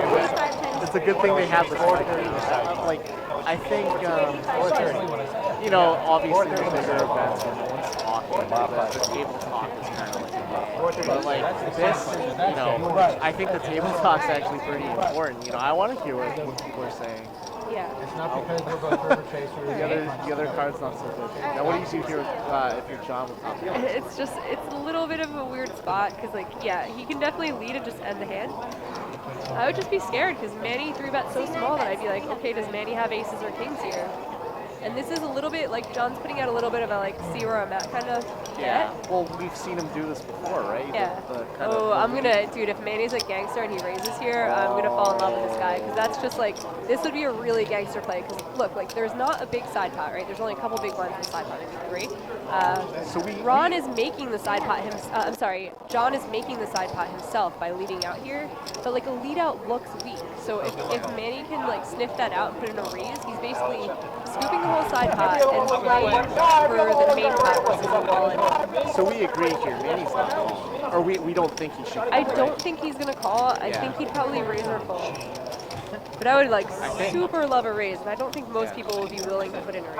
I think that's what he's thinking here as well. It's like, It depends what he thinks of John. If he thinks that John is going to fold top pair to a raise, then like you just gotta put in this raise here because John is not representing a very strong hand here. He just defends the blind, and then he leads out. Like, are you ever leading out with a set? No. Are you leading out with a hand as good as ace-10? Probably not. No, Manny! Don't do it! He was thinking about it. Do you think that's bad though? No, definitely No. not bad. I It don't would think, be I don't think it's bad. a really, really gangster play to raise. Yeah, So, oh, like, absolutely. I think mean, the that, gears were turning though. That requires a like, yeah. that would have been good. I mean, he takes the sure thing, right? Because he knows he knows that John has something. Yeah. He doesn't know how much of You something. know John has something. It just depends what you think of your opponent. Like, I would be very surprised if John was empty there. It doesn't really make that much sense. Because you still he's have not- to beat the all-in hand. Yeah, and exactly. the side pot is very small. They have common interests in this hand. They want the player to get knocked out. You know, so I mean, if John's betting there, he at least knows he has something. So you know, we talked about ICM earlier. You know, it is an interesting spot, and the fact that he could raise and probably get through, because he knows John is maybe leading a little weak, but at the same time, your chips worth a lot, and chips you lose, like John, for whatever reason, decided to lose like a set or two pair there. Now he's punted away. I was trying to be I think the graphic is a little bit wrong. Ron just got right. Ron Barr. Yeah, so it's not up there yet, but Ron got 7th. I think it was approximately $3,700, something like that, maybe $3,800. And I wanted to read this from his profile. He said, I love my family, married my wife who I met in the 5th grade. Wow. That's incredible. And congrats, because this is his biggest tournament cash. That's awesome. That's so cool. You had a lot of, if you're listening back to this round, you had a lot of fans in the chat. A lot of people were sweating you, so I'm sure they're all super proud of you. You can go back home and people, you'll be the guy to watch at the table now. And Manny is keeping the heat on these guys. He's keeping it pretty big. I'm loving this, and I would love to interview him about his race sizing, because it's very interesting, and like, you know, it's getting the job Look done. at this. Wow. We got some hands. Now, if you're Wayne, like, I'm not a fan of it.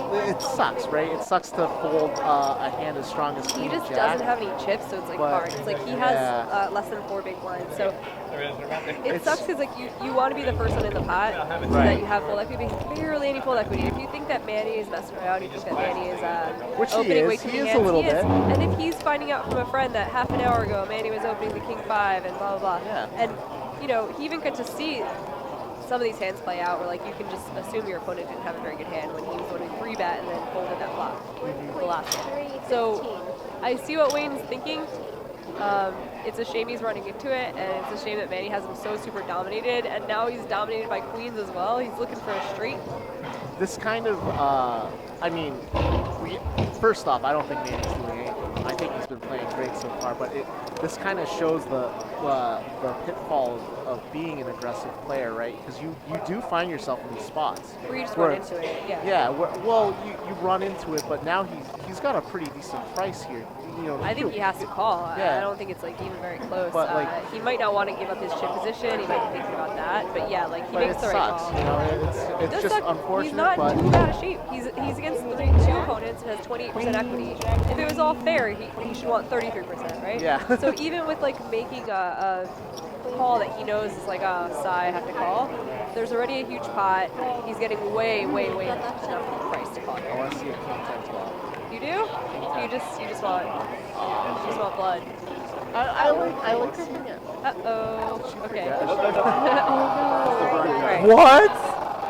Oh, that's so gross. Oh, it would have been the burn anyway, so she flips the right card. But still, it's like, wow, Robert. Okay, Wayne. Huge come up for Robert here. He's dripping now, right? Wayne, you played great. Yeah, Wayne, sorry about Wens, sorry about Queen Jack. at least you have like a bunch of money to take home and you know, make you feel slightly better about your week. You know, I'll be honest. I'm a Pats fan. I'm from Boston, but like Wayne was so friendly. He showed us pictures of his like tailgates almost every game. He showed us pictures of his RV, and that thing looks sick. Oh, it was decked Like, out Eagles head to toe. I want to go tailgate with that guy. I don't care. Like, I'm not an Eagles fan, but like, I want to go tailgate. Like, I always, you know, I've never had like a great tailgating experience. It's always been pretty mediocre. That seems like that would be a great experience no Yeah. matter what. That RV looks so cool. I think he said he picked it up with his mom too, didn't he? Did he say Yeah. that? Yeah, which is so cool. Like, what a bonding experience. It's awesome that they're both So being he actually together. finished 6th for 46.93. And you know what? That's his biggest score. His biggest tournament cash before that was 4,000. Nice. So way to go. Stepping He it up. said if he could be one person per day, he'd be Carson Wentz. And I said even today. Like rehab for an ACL, not fun. No, not at all. And if he won this event, his plan was to buy Carson Wentz a new knee. I don't think your mouth is gonna cut it. I don't think the science is exactly there. Nobody can donate a knee to him for the price of 4K. Yeah, that's a bummer. So now there are 5 players left. You know, at this point, I mean, every hand is just going to be, you know, we're short-handed. There's going to be a lot of, is he straddle? No. What? Like a dash game, but not really like a dash game. So, I mean, Manny's been fun to watch. He's Yeah. been real fun to watch. I'm interested to see if he opens up his range a little bit here now that we're 5-handed. I would be surprised if Manny doesn't play more open events as well. He just has like a really good composure about him, and he's making good decisions. And I saw the gears turning when he was thinking about just like really making John's life miserable on that 10-hole board. He was thinking about it. Oh, he was. Yeah, he was almost there. Yeah. You could really see it. He was almost there, but like just decided to play a little conservative. All right, now you're the button. Thank you, man. You're welcome. Thank you, man. So G-Man getting through with his ace-8 there. He's had a lot of good skill spots. He's had some good hands on the button and in the blind. So just like that, we're 5-handed. This has been really fast.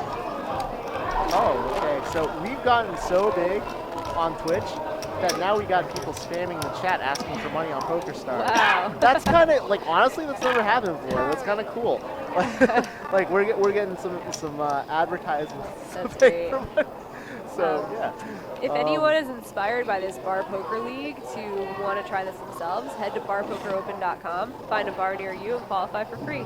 There's that $200K guaranteed championship in Vegas, which sounds like a great time. I might actually look into it. Like, I play a lot of tournaments, and I don't really need to play any more tournaments in my life, but this one is just special compared to that. It really is. I mean, we're so happy to invite you into the family. Aw. and have you here. I mean, it's a really fun event. It'll, you know, like we said earlier, it can be a little dry playing where we're playing, and this just always reminds me how fun poker can be. Yeah, you know who else is interested? Sarah Herring, formerly Sarah Grant, who is like the biggest name from Poker News. I was on their podcast talking about doing this event, and she said, I cannot believe I don't know about this, because the two things she loves the most are poker and wine. And I was like, we could easily get some big names into these events. Like, they just don't know about it yet. Like, they're not local. That's another thing too. I mean, let's talk about you for a second. You're blowing up. I read the news on your podcast, and I was like, geez, we gotta get Jamie. We gotta get her. Podcast has been fun. We only Chad Holloway and I, he's the director of MSPT, Mid-State Poker Tour in the Midwest. We only recorded one so far, but it's actually way more fun than I thought. I was like nervous about it because I was like, I've been on podcasts before, being interviewed. That's not really nerve-wracking because you just kind of answer questions. I'm like, okay, whatever. But like running one, I was like, oh god. I'm like, I don't know, like trying to come up with content and stuff. But it was actually really fun. And like really looking forward to it. It's called LFG for Let's Beef Grind. And yeah, if you guys want to check it out, that'd be cool. See, you plug your blog, I plug my podcast. Yeah. Talk about crouton. It's been fun so far.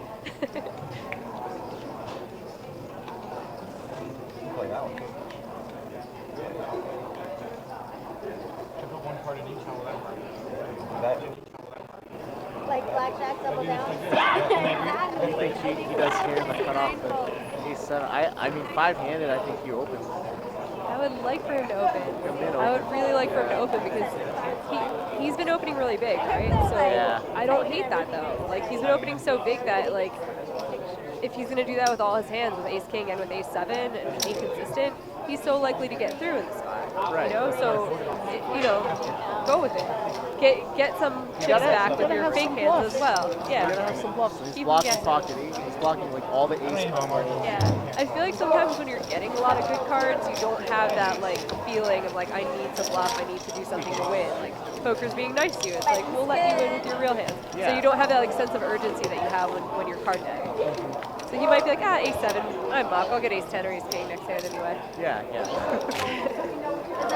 No, how many? I mean, like that. It can be hard, right? Because like, let's say you like, you know, you're scooping a big pot, and then like you before you stack your chips, you see it all the time. Like I've seen people like not even look at their cards because they're stacking so many like chips. so happy to be. Right. That's if you think about that, guys. Then think about that's the perfect time to steal. Right. If most people when they're stacking chips, they're just happy and they're like la la la. Like I don't need to win a pot, and you're having that little happy face. And you look down at your cards, you go, oh, you cap them with the chip and you raise. Right. That just looks so strong. It's the perfect time to get your like loose steals in. I'm like 6-8 suited. Let's go. Yeah, the other move I like the eating 3-bet. You like take a bite of your sandwich and you're like, oh, look at your cards. Oh, put the sandwich down, 3-bet. You know, it's you look really strong. It's like, or the sandwich is just not very good. You know? Right.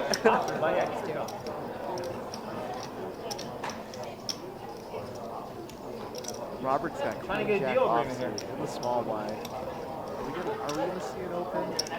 John's been playing a little unconventional, so I'm not gonna predict what John does, but I think Robert here opens. He does. It's always a little bit of an ego battle, blind versus blind. You notice that? Like the big blind's always like, you're raising me. Yeah. You know, you're not just gonna give me a walk. And look, like he's gonna call it the. Wait, what? He's calling he didn't with say a, all in, did he? No, he said call. He's calling with a very bad hand. I think it's part of that. Like you feel like it's like a personal affront when someone's raising your blind. Yeah. But you can let 10-6 go. It's fine. Yeah. You're very short. Like it's not that bad. It's not like a terrible player something to defend a hand like that. But like he is going to be put in kind of a bad spot because they just don't have a lot of chips. I feel like it could be a common leak is like my big blind. Like, yeah, no, it's a good way to bleed some chips. Oh, who's gonna have the heart to take this one down? And like I would really like Robert to just continue. Just throw out one little continuation bet, Robert. That's all you got to do, and this pot's yours. I think John has been stabbing a lot. He like the few hands we've seen play, like he's obviously like he's one to take a stab at it. I think John actually takes it down here. Yeah, looks like he checks as well. Did he? Oh, and he makes a 6. Poker's so dumb, you guys. Well, I mean, I think Robert's still got an opportunity to win this. Robert definitely has an opportunity. Like, I would have preferred a C-bet. It can be hard in the spot to have the heart to just really lead. I mean, John's not going to... Oh, okay. Just throw that out the window. I'm like, John's not going to lead here, but, you know. He doesn't really have a reason to bet unless he thinks that Robert has a king. Right. Like, yeah, exactly. What are you folding out here? Like a king 10? And it's hard, yeah, and it's like hard really for him to represent the flush because you would think that when it's been checked to you twice that you would have stabbed at it either on the flop or on the turn with a flush draw. So it's really tough, and it's like this bet really doesn't accomplish much of anything, right? It opens the door for you to get bluffed. With the best hand. It accomplishes very little, but it accomplishes like 8s would fold, 7s would fold. You are getting Oh, better hands to fold, true. just not a lot of them. Yeah. There's not enough hands for you to fold. Exactly. And like your 6 is good just too often. You should just check back. I mean, if you have a king here, you call it all day. Yeah. Because I just wouldn't believe his story that he's a flush. Yeah. But conversely, there are people that wouldn't call it king. Yeah. And if he thinks Robert's one of them, then okay. Yeah. It's a value bluff. It's a value bluff. All right, guys, 25 Annie, 122.40 on the blind. You have another dealer coming in. At the I'm getting needled in the chat now. I'm not even gonna acknowledge you, Mike. Oh, I just did it. I just did acknowledge you. That's great. Thank you. Good job. He's got his own. Oh, Yeah, I don't. Well, we can go over the fine hand. Oh, I got it. TLDR, I So punted future, 6K they this pay morning guys with what Jack we 9 don't. suited. It was a fine hand. Yeah. I had no problem with it. It was gross, but yeah. 120. It was a cooler. Yes, sir. Thanks, Mike. Thanks for reminding me. Yeah, I punted. What was that? That's That like, was not a that's punt. like That was not a punt. that's like 6th place money. Yeah. 5th place. Yeah. You did lose the 6th place money pot. Bummer. Oh well.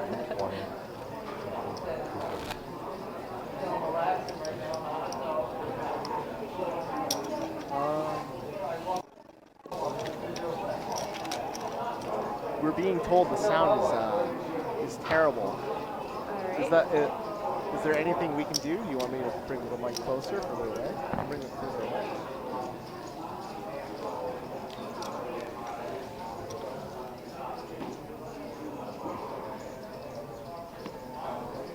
I'm sure they're working on it in the booth. The other booth, the tech booth.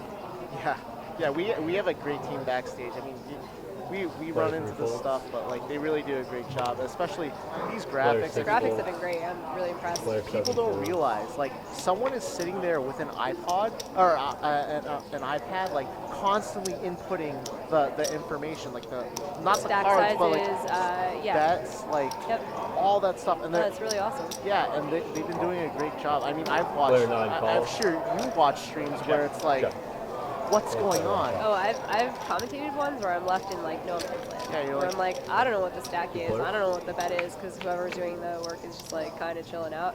But yeah, this has been great. You don't have to play the like let's guess what they have game. Right. Like, oh, let's the Jack Link's wild card hand of the day. Or yeah, every hand.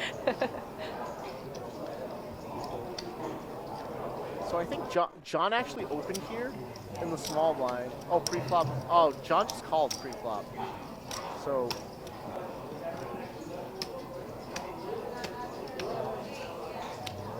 Now what? Player none. Here's a spot. Like, do you? This is actually an interesting spot. So John decided to call pre-flop. You know, G-Man checks his option. He leads for almost pot. Yeah. What do you think about that? I'm not going to do it because you just close the door on your opponent bluffing you. And, like, you have top pair. Like, you would like to induce a bluff. You know? Like, if you check, like, go for it. Like, I would love for my opponent to just throw in, like, 2 big ones. And we did see G-Man caught a piece of it. He had bottom pair. He had bottom pair heads up. Easily folded it. Yeah. He had bottom pair heads up. Yeah. So like if he checks over to him, G-Man might take a stab at it. Or at some point, G-Man would probably call some small value bet. Right. So yeah, John kind of closed the door on like his opponent's options to try to bluff him, which it's okay. Like I was like, John definitely has a leading range. He's led top pair twice. Like if he's also leading his and bottom pair.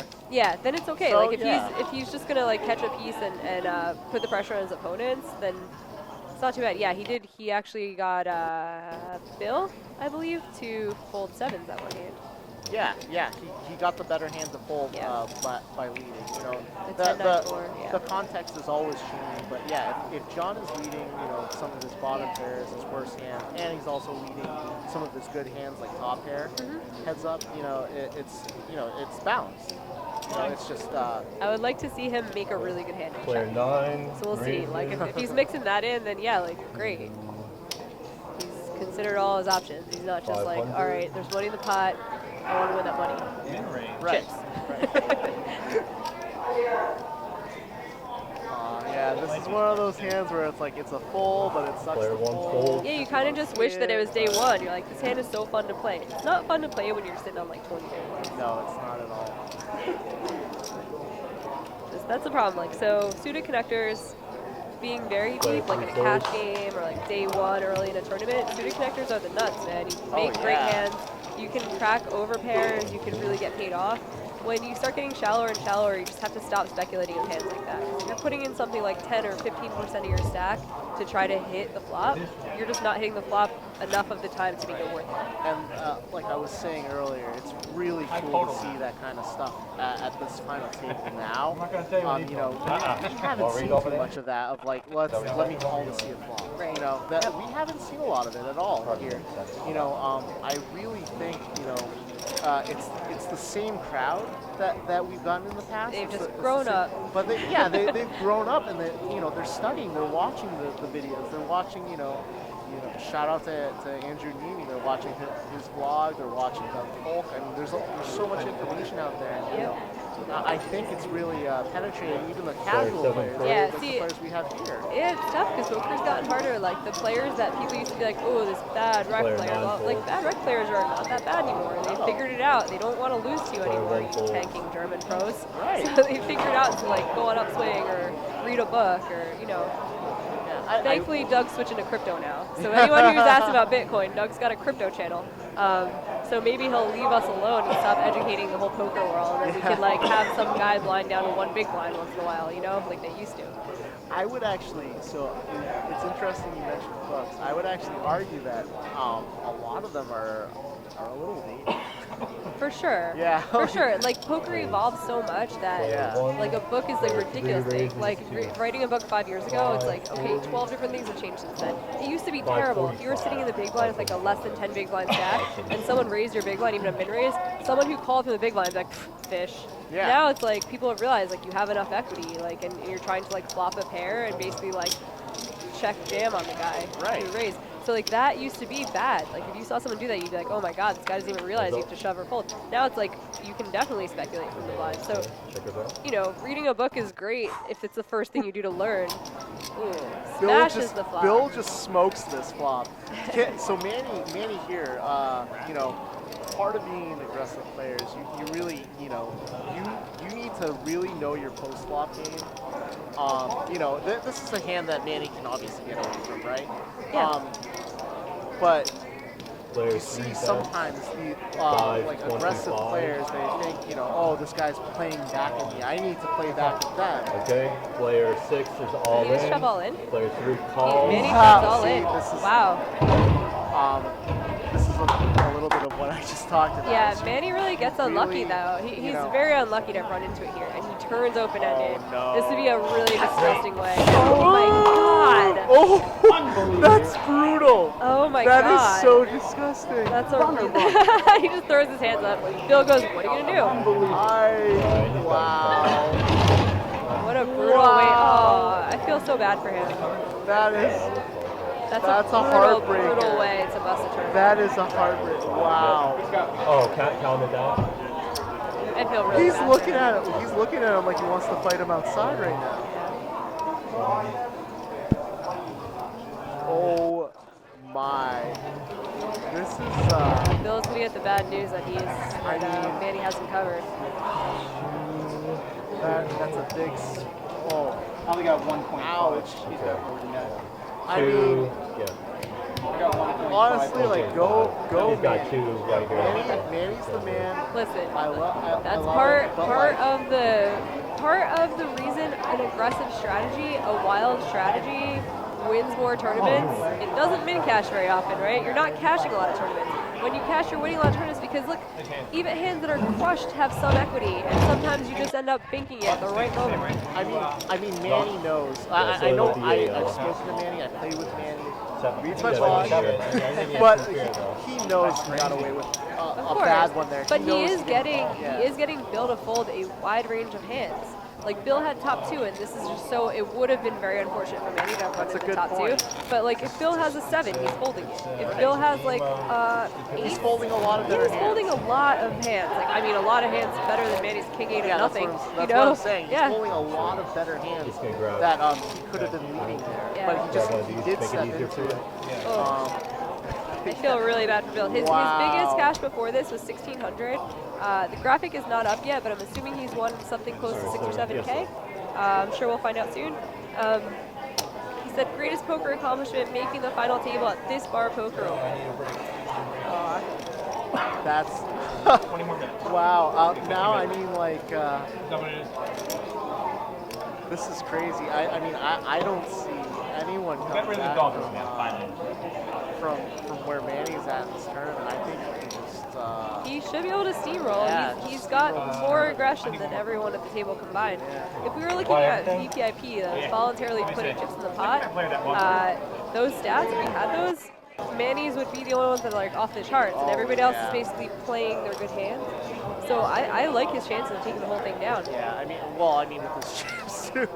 Like unless he takes a few coolers right now. Now he's just dishing out. He's not. Yeah, he's not gonna. I mean, he doesn't even have to do that anymore. He just like this is. His biggest cash, Manny's, was The 610. player He 9 does say he plays a little bit online. 700. And that if he wins, he's going to play more larger buy-in Player events. I would one like to see full. him at some larger buy-in events. Pretty cool. So someone actually asked us a question in the chat. If we disagree with reading Jonda's book, Jonda's book is amazing. That is still, that's a tried and true. This is where, yeah, I guess I should have like explained a little more what I mean. Okay, books from like Harrington and Hold'em, things that are just like very basic strategy, that's still going to be like evergreen. Janda is the same because it's like so mathematically based. The math isn't going to change. Like Nash ranges will never change, and it's like so complicated and like really. I still think Janda's book is the I think it's Applications of No Limit Hold'em is that one. I still think that book's really good. That book is a textbook though. That one is not like, oh, I'm just gonna read it easy in the bubble bath. That book is like take notes, tab it, and everything. Yeah, I mean, like just to be clear, like I think any information you can get, like even like a book like Super System, which is dated, like it still gives you insight into it's a good how introduction. Into how some people even think. You know that people still play that way. You know, so it's a good insight to it. And I think, you know, if you love poker, you know, sure, read every book you can get your hands on. Watch every video you can get your hands on. Because you know, the more information you take in, the better the player you're going to be. Yep. There's so many options. That's the thing. It's like books are still good. They're just not the best option. There's so many more like interactive learning tools now where like you can't just passively like chill and read a book. Like you have to be like really thinking about the things you're learning about, and I think that's like how most people learn most efficiently. And I'm gonna. You're already friends with Doug, so I don't know, but I'm gonna score some. I'm gonna try and score some brownie points here. We have someone in here asking if you know they're thinking they want to take the Upswing Tournament Masterclass or Tournament Edge. I'll say I paid full price for Doug Polk's Upswing Tournament Masterclass. Pertouche Player 7 full. is scary based on the stuff that he showed me and like the things, and I feel like I picked up a lot from there, and I just really like the way the class was laid out. And I don't know if they advertise this, but he actually does. Pertouche does a weekly Player review 9 calls, in a private Facebook 575. group of hands if you post them. Yeah, that's invaluable. So I mean, you're getting insight from a guy that plays, you know, 100K buy-ins, 300K high roller roll, yeah. Like that's that's. And if you have any spelling questions, Pratt is all about it. You saw that he was the National Spelling Bee champion as a kid, right? Yeah. Someone told me that. That's crazy. Yeah. So I mean, for classes, we have no financial involvement or no business relationship with Polk. Yeah, unfortunately. With Upswing. But you know, I as a customer felt that I got full value out of his class. It's cool. What was I gonna say? Oh yeah, shout out to Deshaun. He's one of my friends back home. Player 9 check. Shout him out. Yeah.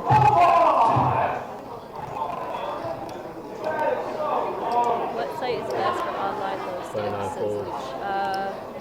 Do you lean for learning how to play online low stakes, or do you lean for playing? Because unfortunately, many states don't allow online poker right now, so you're stuck with unregulated sites or nothing. Luckily for me, I'm in New Jersey, and we have online poker with Borgata.com, and a couple other not as good sites. We gotta say that right. But yeah, we're lucky enough to play. But some of the unregulated ones that my friends play on, it's like, you know, it's better than nothing, but it's a little scary. When you win a lot of money, you don't really know if it's safe or not. We were having a talk earlier. Like I was saying.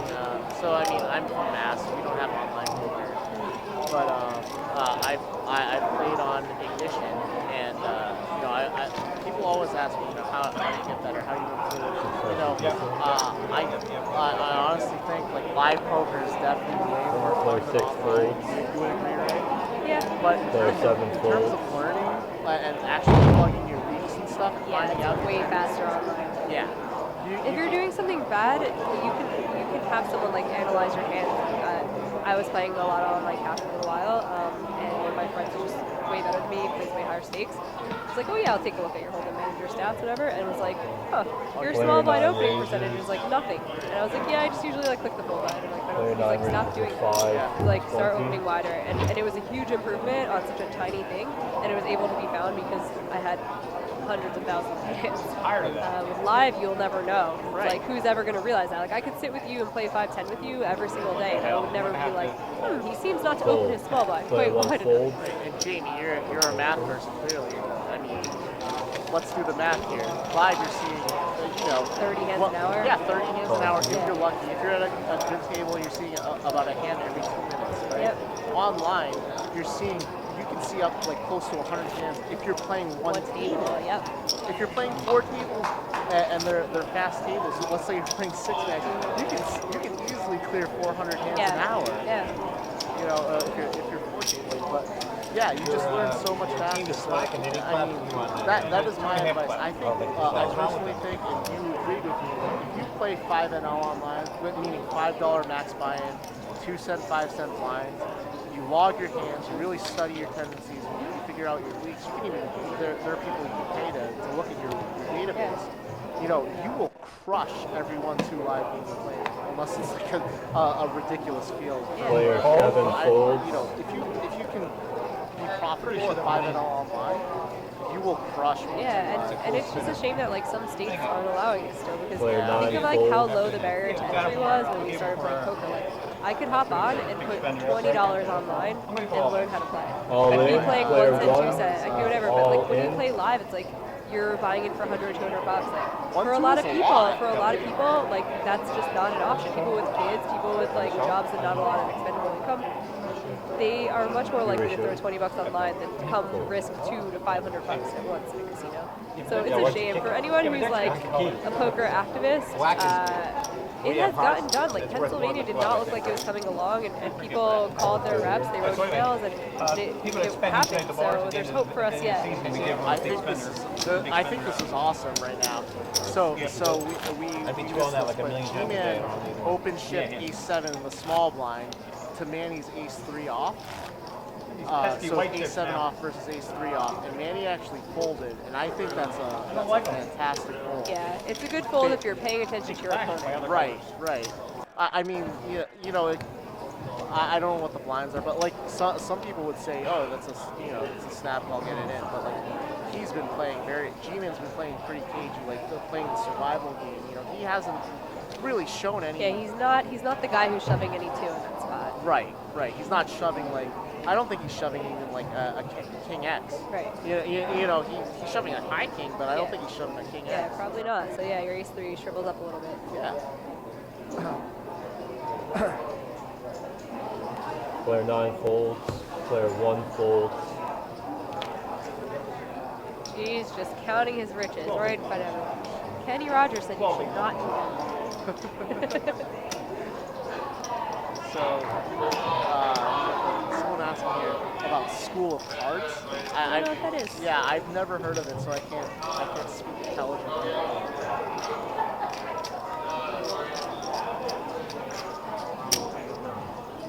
Player 6 raise. Again here. He is opening.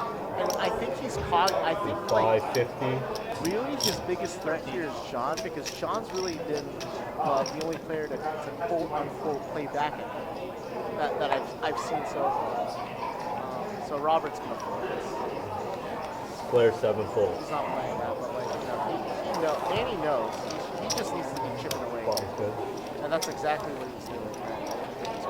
Yeah, he's building a little fortress in front of him. Now, do you, like, if you're playing live, right? Do you come to any, like, let's say before you just play a hand, right? You sit down at the table. First. Do you come to any conclusion? Before you get, Or jump to any conclusion? There's a new game going around with where the only. I mean, look, Vids have like the perfect looking stacks that are like all the chips are facing the right way and like perfectly stacked because they never touch their chips. They make sure they look beautiful because they're like, I'm not touching these chips on my bases. Someone who has like the crazy stack of like, it's like a sandcastle looking thing, that's the guy that's like raising every single hand. You can get a lot. They're trying to get so Yeah, exactly. Like, I feel like when it's like I how many see times the players dealers like say stack their chips in Asian hands, I'm like yum yum yum yum yum.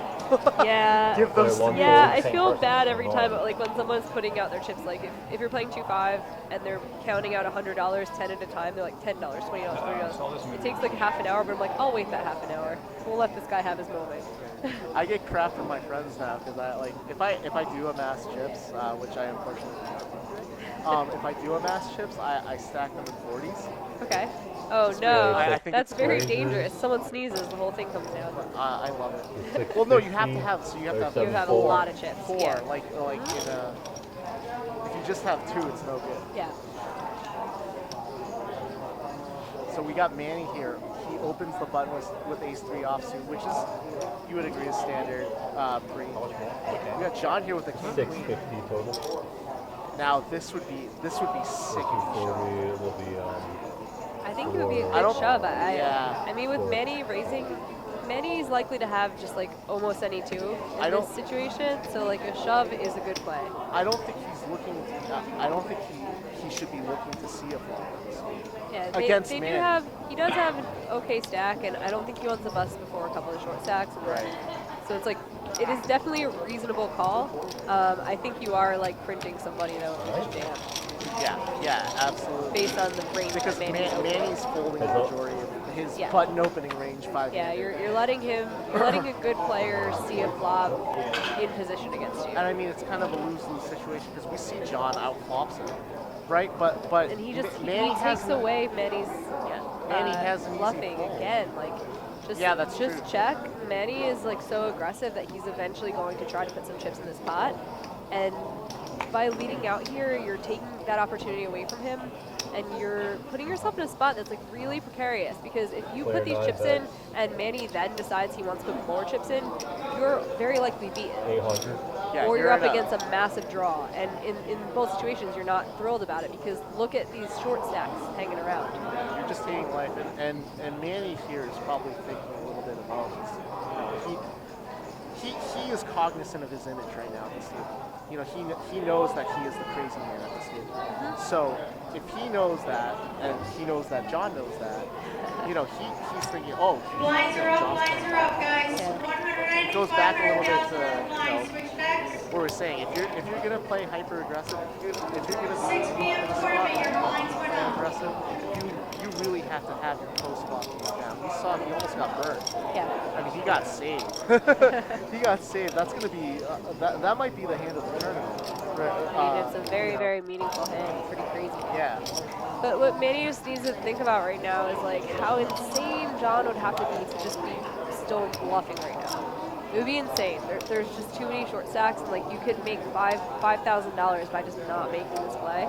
So like you have to think about this when your opponent's betting into you and just say, do you think John's a crazy person? And if not, you just need to fold your hand. Right. So I don't know what that means. Player 7 fold. I like that though. My name ain't Earl. LaWoosh? Yeah, I don't know what that comment means. Did you miss me? Ice cream. Yeah, I don't like what. That sounds great though. Ice cream with Jamie Kerstetter sounds like a podcast. Yeah. I had ice cream for dinner because I'm an adult. Oh my I can god, do that. isn't that the best part? Like everything else about being an adult is terrible. Except when you're like, I'm gonna go adopt a puppy today. That was fun. I'm gonna go eat ice cream for dinner, and no one can tell you that no, you're gonna die of heart disease and stuff. I got asked what I wanted. Yeah, for all dinner. white, I got shown a menu. I was like, I would like to go back and shoot this That's great. because I can. Yep. So you see Robert here with 8 big ones, and this is just the reason why like Manny just needs to think all the things he's thinking, where he's like, you know what, screw this guy, I want to shove on him, and just not do it. You just can't do it yet. It's not the time. Gotta let some of these short stacks die. They're, you know, everyone ready this time. You weren't last has a Did you look? Yes. He's got less than 30. Yeah. 30 bigs. Yeah, nobody's just like kicking it right now. No one's got walking chips. They can be like, you know what, I'll go have a cigarette. Come back. Yeah. You know, everybody is short enough to have their life on the line all the time. But there's a big difference between 26 big blinds and 8 big blinds. Player 9 calls. Player 1 checks. Wow. So do you agree with this? Like calling this? No, I think that having some small blind folding range is good. It's just this hand just isn't going to play very well. He's fortunate that G just doesn't have anything, and that that he's going to be able to take him pot. right. I mean, I feel like player one, that's 600,000. Definitely not beating up on him. Not our I think that we haven't been. I think that his leads have been like, he's doing his bottom pair and he's doing a top pair. And like his leads are balanced enough. I just think that being 4 for 4 with leading flops when your opponent is like so likely to bluff into you is not the best strategy. But he's staying afloat and he's not taking any of these like huge risks. And I think that overall, that kind of strategy is going to net him a lot of money in a tournament like this. Oh, we see G-Man, he gets a bluff through. I would show. I would show. Honestly, yeah, like it's good for your image to kind of show up. It's just tough, like when you're sitting here with not many chips, showing a bluff is just so suicidal. Like you're eventually gonna have to take a spot where you like really need to get through, and then you're like, oh, why did I show 6 high that time? You're the guy who just shows the bluffs all the time. What? No, not all the time. Very specific situations. Yeah. Like four-handed, yeah. I kind of lean towards showing. Like if it's a big bluff, I mean that wasn't a huge bluff, but like I'm trying to think if I've like ever shown a bluff. What? I don't know. I just can't think of a time when I was like got him and just like show it. I don't know. It kind of like it plays towards my. So 7 raises. Some people think you're like Asian. Yeah, I am. I am 5, Asian. But people think I'm crazy, and I'm like, I try to just confirm them. Yeah, and then play relatively tight. Like I'm crazy. Player 7. Okay.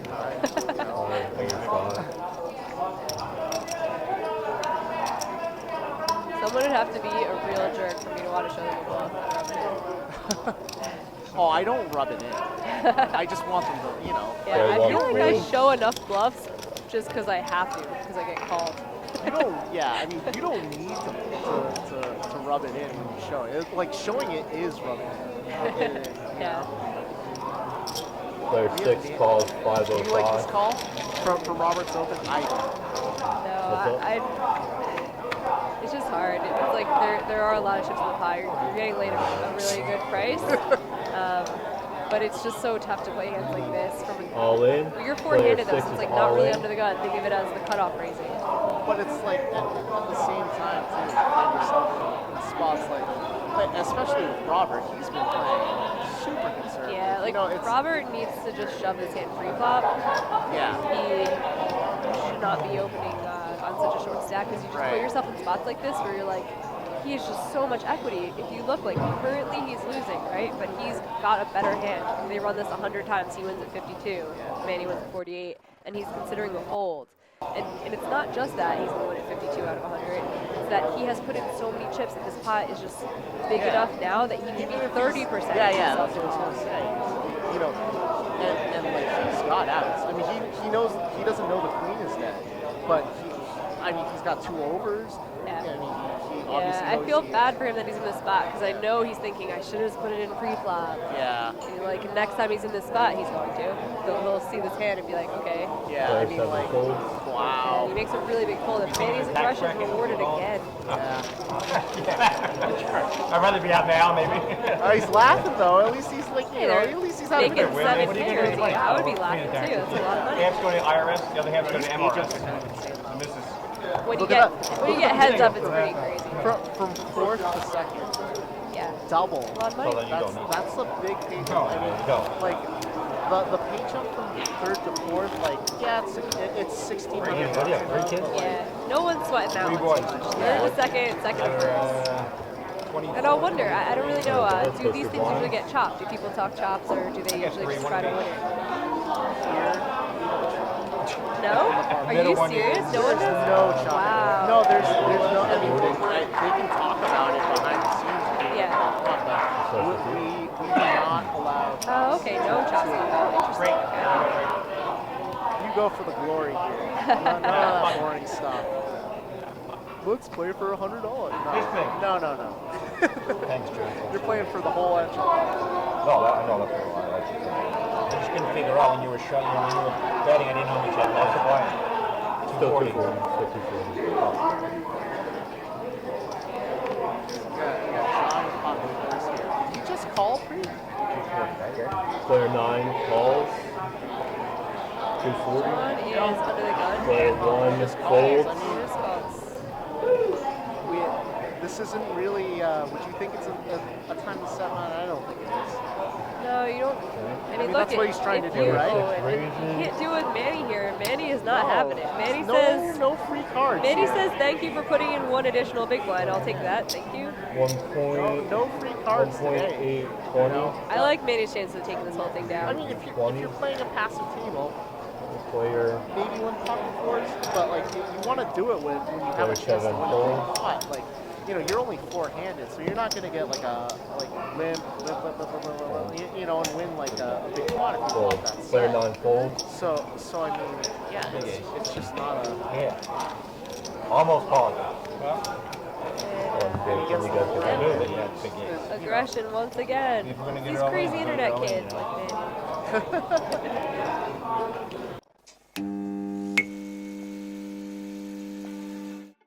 I actually like the BPO because it gives you a different environment that a lot of players don't get to play. I played in bigger tournaments, but I feel like this is stress-free, where when you play the $500, the $1,000 buy-ins, people are all tense. Well, there's people tense here too, but to me, it's not a big deal.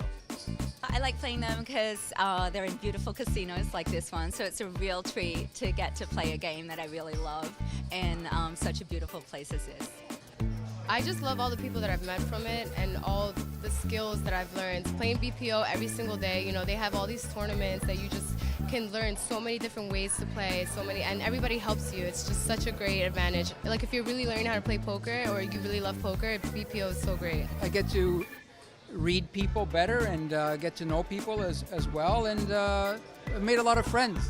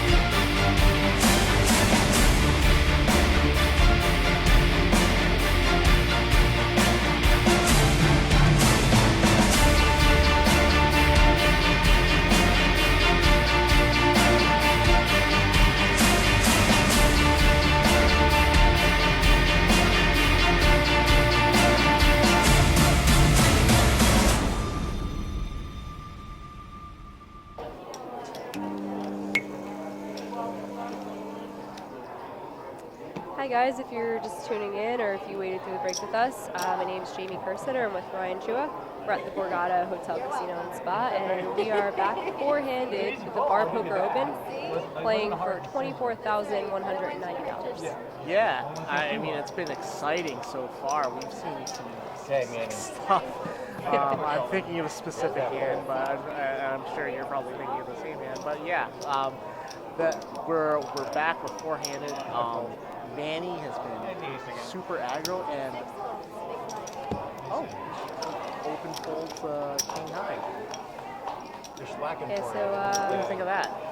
Oh, you got to fold. So he got shoved down by ace-8 suited. And it's from a tight player. So yeah, my king-8 we see in the muck too. You fold the king X there? Yeah. But so you see Robert is very short. This is another reason why Manny uses to fold. Yeah. So Yeah, Robert's got you're right. 2 big blinds. Manny is a chip leader with 23 big blinds. That's, yeah, I mean, a lot can change. I mean, so I wouldn't call Manny a big stack anymore, would you? He's still a big stack. When you have 11.5 times the short stack, you're the big stack. Yeah, but you look at the middle guys, they have 17 and 14. Yeah.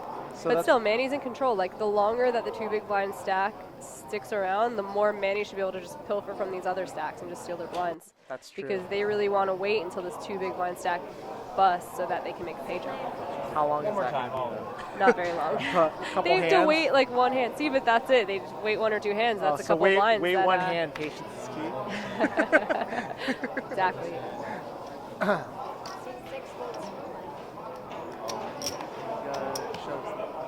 So he's isoing basically the JK, and he's shaking his head like, man, 10-5. He doesn't want to stick in that additional big blind. I know this feeling. It's not a good feeling. You're gonna do me like that? You're gonna do me like that, dealer? 10-5 offsuit. He just has to realize that he can't fold another hand. He can't sit with 1 big blind. Yeah. 10-5 is not that bad of a hand. When you have a random hand, it's not that bad. You can hit all the straights. Yep. I'm sure you've probably heard this poker ribbon Yep. before. Yeah, I'm not even going to go into it. There we go. All right, so Robert finally, reluctantly, lets go of his last blind. Yeah. And he's okay, you know. He's got 31% to make this hand. I mean, you just got to rip it in. He's not in bad shape, honestly. And there's the 5. There's the 10. Oh, no! Wow. Oh. And you have G celebrating. Oh, he's shell-shocked. Now he's laughing because it's 2 big blinds. What can he do? You know, I spoke to him and he's like, he honestly, he was like, I just want to have fun. Yeah. And look, he's smiling, he's laughing. I mean, like, it's a sick run out, but like, he's smiling. He got 4th place. He got $7,000. He says he donates a lot of it to his church and for these missions and stuff he goes on. I think that's awesome. So good luck. I hope you do a lot of good with it and well played. Yeah, congrats. I was happy to see him on the final table again. Part of a very exclusive club. Is that what you're doing? And then there were 3. All right, ante up, please.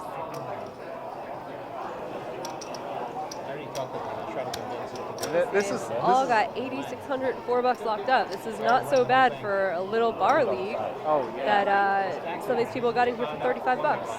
Yeah, this is gonna be right in Manny's wheelhouse if it wasn't already. You are not dealing because they're 3-handed now, and you know it's just gonna be nuts. Yes, seat 9. He's gonna be opening even wider. I mean, King 10 offsuit is a premium hand. Oh, and he's I mean, what about you? 3-handed in general, but I mean, Manny clearly knows that. Yep.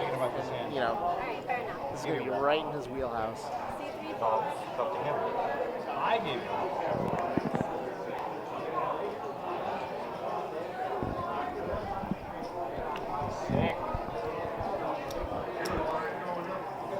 C6 raises to 1 million. Dealers, do you have any players at your table that just bought in and do not have chips? Do you have any players at your table that I just think bought in maybe the and do not Terminator have has chips in front just of them? wandered into the poker room. Are you That's what missing that free noise is entry in the back. stacks? Yeah, it's maybe we're getting I don't know. Oh, not Terminator, Predator. That makes a lot more sense. Do you remember that noise? Yeah. It was terrifying. Yeah.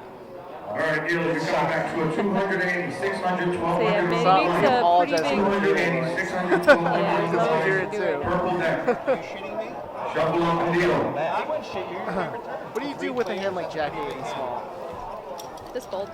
Just fold? Yep. It's a really big raise. He's raising huge with king 10. Oh, you know I he's didn't willing see to, the size. yeah, Alright. more than 3x, and you know he's willing to keep barreling, so it just makes his raises even scarier, because you're like, all right, I have to smash the flop. I'm not going to be able to just like peel and see a turn. Like, I'm going to have to put all my chips in. So his strategy of big resizing has worked out really well so far. His strategy of jamming and runner-runnering has also worked out really well. You know, like, okay, this is like a poker shower thought that I have sometimes, right? Like, you look at one red chip, it's a 25K chip. The starting stack is 25K. Oh, yeah, I was so thinking like this too. one Yep. chip represents one person. I always in say this that. I'm like, tournament. I have a stack of souls. And you Yeah. shuffle the stack. Like they're like fallen soldiers. Yep. It's like you can give them all names if you want. Yeah, there's a lot of like mental game stuff that helps me that I've kind of come up and thought of throughout the years. Like one of them for me is like if I have like, you know, if I make it to a day 2 and I have like 8, 9 big blinds and you know you're card dead for like 3 orbits or 4, I kind of take a step back and like to think like, you know, there are like 800 people that, or like, you know, depending on the size, that like 800 people that would rather be in this seat right now with 8 big blinds card dead than, you know, be anywhere else because they got knocked out, you know? So like, yeah, it's why those kinda, like mental game of poker coaches have really thrived in the last couple of years, because people have realized that like your mental part of the game is like such a huge part of your game. Like what they say is like, all right, your A game is great, but when you tilt and you go on your Z game, you now are like a J player or somewhere in between. You know, like you're not, your B game has to be almost as good as your A game. So if you can't step back and be like, I'm glad I'm still in this tournament, then you have a leap. Like if you lose a big pot and you go down to 8 big blinds and you don't have one moment of like, wow, I'm glad that guy didn't have more chips and stack me. Yeah. You know, then you're missing out. Like you just need to be always like in the moment, present, realize that like having some chips means that you can still win the tournament.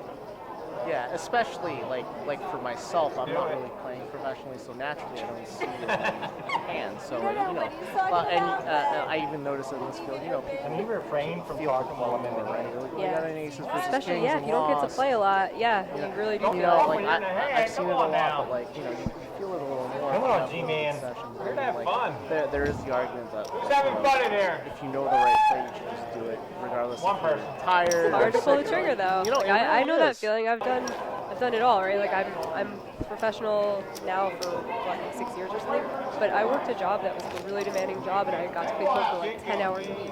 Yeah. And you better believe it, those bad beats hurt 100 times more. It's like Yeah. not financially. I wasn't like, oh my god, I'm gonna like but, lose like- my house or something like that. But like it hurt because I'd be like, oh god, I'm not gonna be in this spot for so long. Yeah, I and don't get to see this hand that much. you kind of fall into the, and it was a problem for me a little bit, like you fall into the trap of like, I need to make this session count, Exactly. because Or, I only like, have see 10 it- hours. You'd be like, oh god, I have ace king. I'm never folding this hand. I won't see this again Yeah. until next week. Right. So I mean, like you try to make things count more, but now you know I've made the adjustment. Like, you know, I really just need to play correctly, and if Yep, playing you just have to correctly, be in the moment, right? Every Yeah. single hand played as well as you can. Yeah. Don't think about like, don't feel sorry for yourself when you're short on 8 big blinds. Just be like happy you're still in the tournament. It's easier said than done. Trust me. Like I definitely, there's times too when I think that I'm like never going to have this like emotional and I don't know, like emotionally bad response, like a tilt or something like that. You feel like you're over it, and then you realize that when you're in a downswing, you're not over it. Like No. you got a downswing, and it's like all bets are off. I can still tilt and like punt off chips yeah. and everything. this game will always find a way to tilt. Oh, it'll knock you down for sure. But yeah, if the correct play is holding for 10 hours, you only get to play 10 hours a week, then that's just the correct play. Yeah. Yep.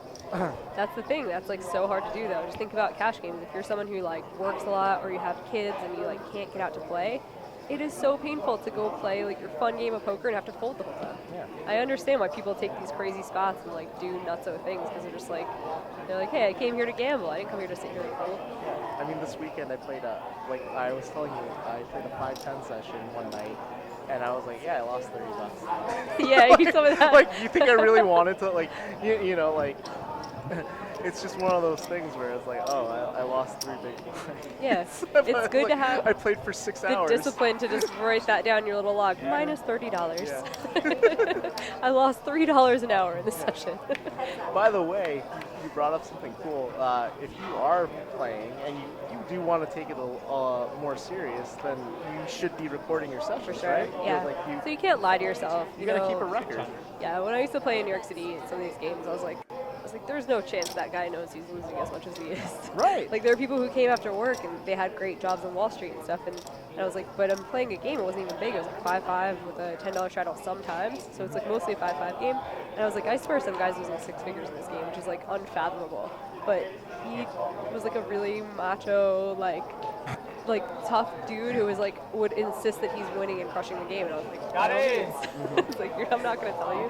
So yeah, if you're even like a semi-pro or a rec player that's like starting to take it more seriously, start to like record your sessions at, lost 500, played 4 hours, whatever. It doesn't have to be anything like extravagant. You can have this like little vlog, just so you kind of like get a feel for it. And people have asked me before, like, I'm winning, like, I think I win at this level, I've won this one tournament, I'm thinking about quitting my job, and I'm like, unless you've been writing down your sessions for like a year or 2, or playing online seriously, where you have like results that you can back up and look at, like, don't quit your job. It's something that like you shouldn't do that, because you don't even know, like, even when you go through your first downswing, it's like helpful to have a log to look back on and be like, I can do this, like I've done this for a year and I know that I can win. I've seen so many people become a statistic when they turn 21 or like 20 years old, they think a big tournament. And they think stop going to school or whatever. Yeah, they're gonna go pro. This is what they're gonna do. This is what their calling was, and it's like, I know people with like, I'm not even exaggerating. I know people with 7-figure scores that are broke. For sure. That are dead broke, and you look at their hand mark, you're like, whoa, they were nope, they're completely broke. Yeah, because sometimes someone wins a tournament and then they go, okay, now I play $25, $50 cash games, and you're like, you won a tournament, you didn't win a cash game, like you didn't. Like, those are the kind of things that it's like you have to like climb the ladder really slowly. You have to make sure you have a win rate at the game you're playing before you move up. And sometimes winning a big tournament like has absolutely nothing to do with skill. Like, you can be, I'll give you an example. It sounds like a brag, but it's actually really, really not a brag, trust me. I won an Omaha 8 tournament the first time I ever played Omaha 8. A big one, a good one. It was like for $30K at Venetian. And I just was like, okay, now I should learn how to play 08. I wasn't like, let me go play like 40-80 or 75-150 or something like that. I was like, that was the luckiest thing ever. I was crying from happiness because I was like, this is the most luck-boxy thing that ever happened to me. But it didn't make me think that I was good at 08. I didn't think I had some natural ability. I'm like, I made a wheel like 100 times in a day. Like, I was like, this is great. But I think that some people trick themselves. They win a big tournament and they go, all right, I am now a pro player. And you're like, no, you're a poker player that has more money now. And now maybe you have more of a cushion. You have more time. You can take some time off work and like learn and get coached or something. But yeah, it's a trap that's super easy to fall into because poker's so fun. You just want to be like, all right, lawyering is not fun. Teaching is not fun. Let me just quit this and do this other fun game. But you got to make sure you're really prepared because it's not fun to lose when you're doing it for a living. So Manny just called free. But one interesting thing that happened actually that we missed was G-Man had King 3 off on the button, 3-handed. What do you think about that? I would raise. Yeah. You know G-Man's not about that life though. G-Man wants to have the nuts. G-Man wants to have a good hand. And you know what? Like, he's been fortunate enough to have enough good hands to play with where like he hasn't really had to sway from that strategy and it's gotten into 3-handed. Yeah, I mean, he's gotten to this point, so kudos to him.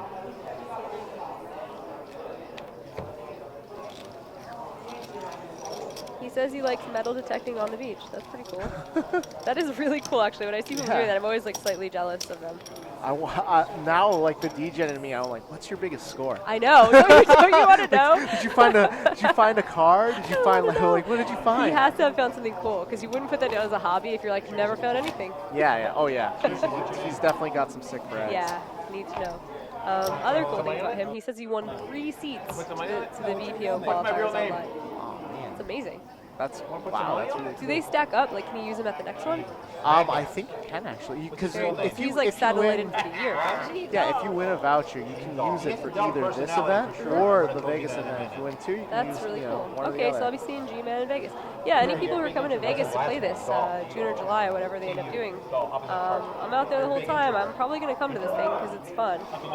The structure is super unique too. They've actually just added, and you can go to barpokeropen.com for details. They've just added a way that you can actually win your way into day 2. Wow. With an average stat. Okay, so is it online? You have to like win the tournament online or something? Yeah, you have to, win your local event, your local nightly event, and then I believe if you're a heavy participant in your league, you qualify for Masters, which is what something they're trying to do, the Masters tournament. I'm not sure how often that's hosted, but if you win that, then you qualify automatically into day 2 Awesome. in the money. Yeah, that's really cool. So yeah, it's Very different. I have not heard of that before.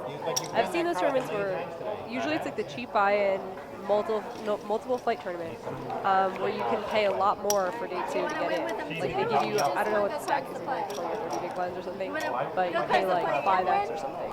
So I've seen those. I haven't played any of them yet.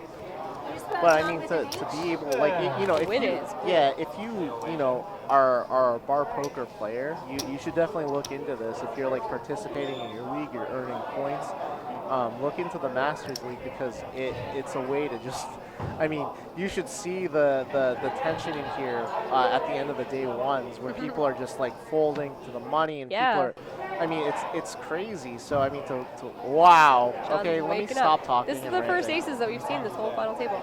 We found Bigfoot. We finally found him, guys. And now he's like.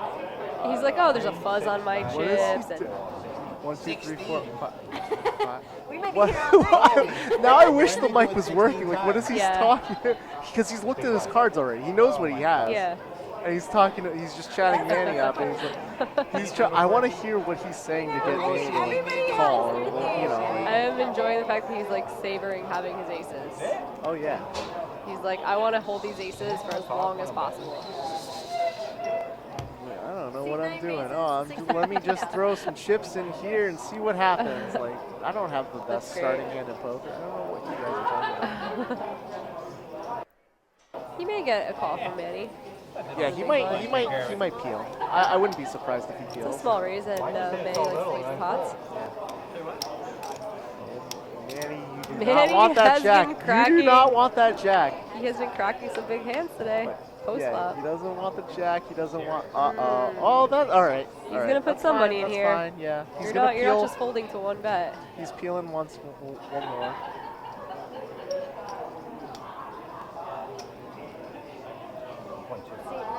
What would be a sick turn here? I can't even think of a sick turn. This is too big of a bet in my opinion. I think he bet over $1 million. Did he or no? Yeah, this is too big of a bet. I mean, Manny is calling, so maybe it's a know your opponent type of thing.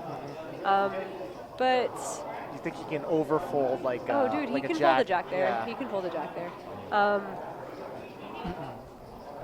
It's interesting though. Manny's just such a dangerous player that like betting big might not be bad, just because you don't want to get peeled on and then Yeah, that's the thing is a lot of players. Especially in bar leagues, they, with overpairs, it's like, okay, let's see a flop and then let's shut it down. Yeah, they want done. us to win. We're like, done. We need to win the hand right now. Yeah, Manny's not quite done. No way. I don't want him to make this call just because because he has had such a stranglehold on the table so far that I don't see him making this heroing call. multiple streets and depleting your stack that hard is just like so unnecessary. I really don't see him making this call. I really don't think he can. He's I don't think he should. I just don't think John is the type of player to shoves all in. Oh no! And that's it. This dealer is great because she's like, we're not going to make anyone develop any ulcers. We're just going to put the river out, no drama, and we're going to take this pot and move it to the guy who won. Well, behind the scenes, sometimes they have a person they in the make ear that is like, don't deal the river. Nerve-wracking. So I was playing a 25-50 game on Poker Night in America, and playing for more money than I'd ever played for before. Cause like I'm a 2-5 or 5-10 player. Yeah, yeah. But I got invited to the show. I'm like, yeah, okay, sounds good. I think I aged about 12 years on the show because I'm in a pot that was like a $14,000 pot. And I'm like, this is such a huge pot. And I'm just waiting and waiting and waiting. And I feel like it was probably in reality like 40 seconds or something. It felt like it was 5 minutes. I'm like, this dealer just wants me to drop dead at the table. Yeah, you don't realize that with some of these shows, like especially WSOP when they have the camera crew running around and stuff. Sometimes you spend 5 minutes losing a play. Yeah, it's so brutal. It's not, yeah. The year Ben Lamb went on a tear, I was at day 4 of his WSOP main event WSOP table. We were a few from the money, or actually it was after we made the money, but I lost the flip with jacks to ace king versus him, where they waited till the camera crew came over, waited another like 3 minutes as our hands already turned over, put the flop out, it's king high, so I know I'm losing, and then it was literally like 2 minutes between the flop and the turn in the river, and I'm like, I just spent like half my day losing to Ben Lamb. It's so brutal. Okay. Again. We got aces. More again. aces. Let's go. Whoa, he's built up a stack. I didn't even notice. He's got. Is that right? He's got 5.5. Yep. So is Manny now the short stack? Manny is now the short stack. 388.16. This could be it for Manny. Oh no. Now he's Snaps. interesting. Yeah. I mean, he played so aggro on a big stack that I assumed that he might be a little frustrated now and just like punt it in, and he just didn't. Only 900? I think it helps that G-Man over here raises so huge that like Manny just doesn't even get in his head to be like, okay, maybe I should. Yeah, it could also be a, like, you know, I wouldn't be surprised if he was changing gears in his head a little bit. You have to kind of like lick your wounds a little bit and reassess the situation. And I feel like John's gonna lead here. I feel it. I know he wants to. Oh. This is the first time he hasn't led, so that was a pretty good prediction. Wow, check. I think that's a great check back for aces. Yeah, and he's got the ace of Yeah, diamonds, exactly. and Like, you're giving he's John a chance to bluff, and you know John likes to lead sometimes, so. He's blocking the nut flush. It's fantastic. It's I like how you call it blocking the nut flush instead of having the nut flush draw. Are you playing a lot of PLO lately? No. I watch too much Doug Polk. Yeah. So G-Man says, enough of this BS. Just give me those chips. I'll take the $2 million. That's a great, like, I tell people all the time, like, you know, the later streets you get, the less experience people have. So now, you know, he's sitting here with middle pair, thinking about, like, I'm going to be a hero. Because he didn't bet the flop. He's thinking of it. And what's funny is, like, it works out in G-Man's favor a lot because think about when someone bets into you on the flop. G-Man bets the flop. If you're John, you're thinking, okay, I'm going to have to call this much on the flop, maybe this much on the turn, and probably all in on the river. Now that he's delayed his C-bet one street, John's thinking, okay, maybe I can call this one bet. Maybe he shuts down the river. Maybe the river is not a big bet, you know? And you do increase your chance of getting a little bit more money in this pot with your aces. Yeah.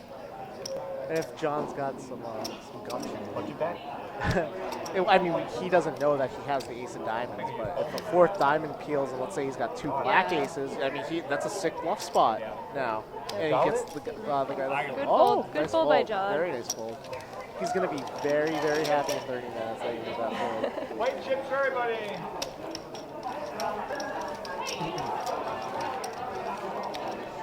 A lot of EPT fans in here. Yeah, so these two guys, so we got G-Man here who's in the Knockout Poker League, but these two guys are actually EPT players. John actually plays in my region. I play in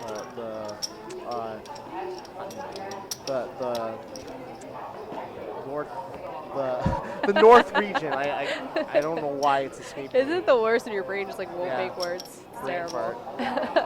Manny plays on the South Shore. I play in the North Shore. That's where. I think he's shipping. Yeah, he's got a little under 12 big blinds. I like a jam. Yeah. I'm wondering, we haven't seen Manny be short yet. I'm wondering what his short game is like. If he's just, if he's a shove chart guy, if he's like, I studied Nash Ranges. Yep, he's all in. Or if he's, you know, there have been a lot of weird plays on short stacks, but, you know, it's worked out for some people. There's been limping. There's been opening to like 3x on like a 10 or 11 big blind stack. You like never see that, but you know, it's kind of eye-opening to watch this though, because I'm realizing that like maybe there are some more options to be had when you're on your little short stack. that Yeah, people it's don't realize. relative, right? Because like no one coming into this final table had over 50 bigs. Yep. So it's it's if a short stack goes in and 3x's or 4x's, and they kind of give the signal that I'm going with this. Yeah. And you look at like. Oh yeah, people Like are making an some ace pretty 10 big off, folds. in the Yep. big blind to a button. Sometimes it's scary because you're like, okay, instead of jamming their 11 bigs, they open 11 bigs. They're going to open this hand. It's like, how big is your hand? I'm like, how many aces do you have? Yeah. 7 aces? So John with a marginal button hand decides to make the fold to king deuce.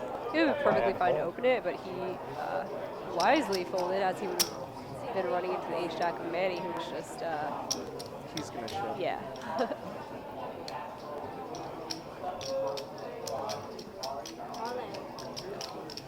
That's really surprising. So Manny's down to like. Oh. Oh, no, he said all in? yeah. Okay, that makes a lot more sense. I thought he checked. Yeah, I saw him put like, the I hand did down. not I'm like, expect- that's not. Who replaced Manny? What is it? Man, so my Blinds are up league has a good chance. 175, 350. G-Man's playing pretty well. And he's still 30. I will say. Yeah. Tight is right. Yeah, tight is Tight right. makes you And, $8,000 some like, days. it's easier to play the nuts. You have aces nut spot, but like, what we've seen, John, for example, playing the aces, like trying to shut it down on the flop, which is, well, like it has that has its benefits too.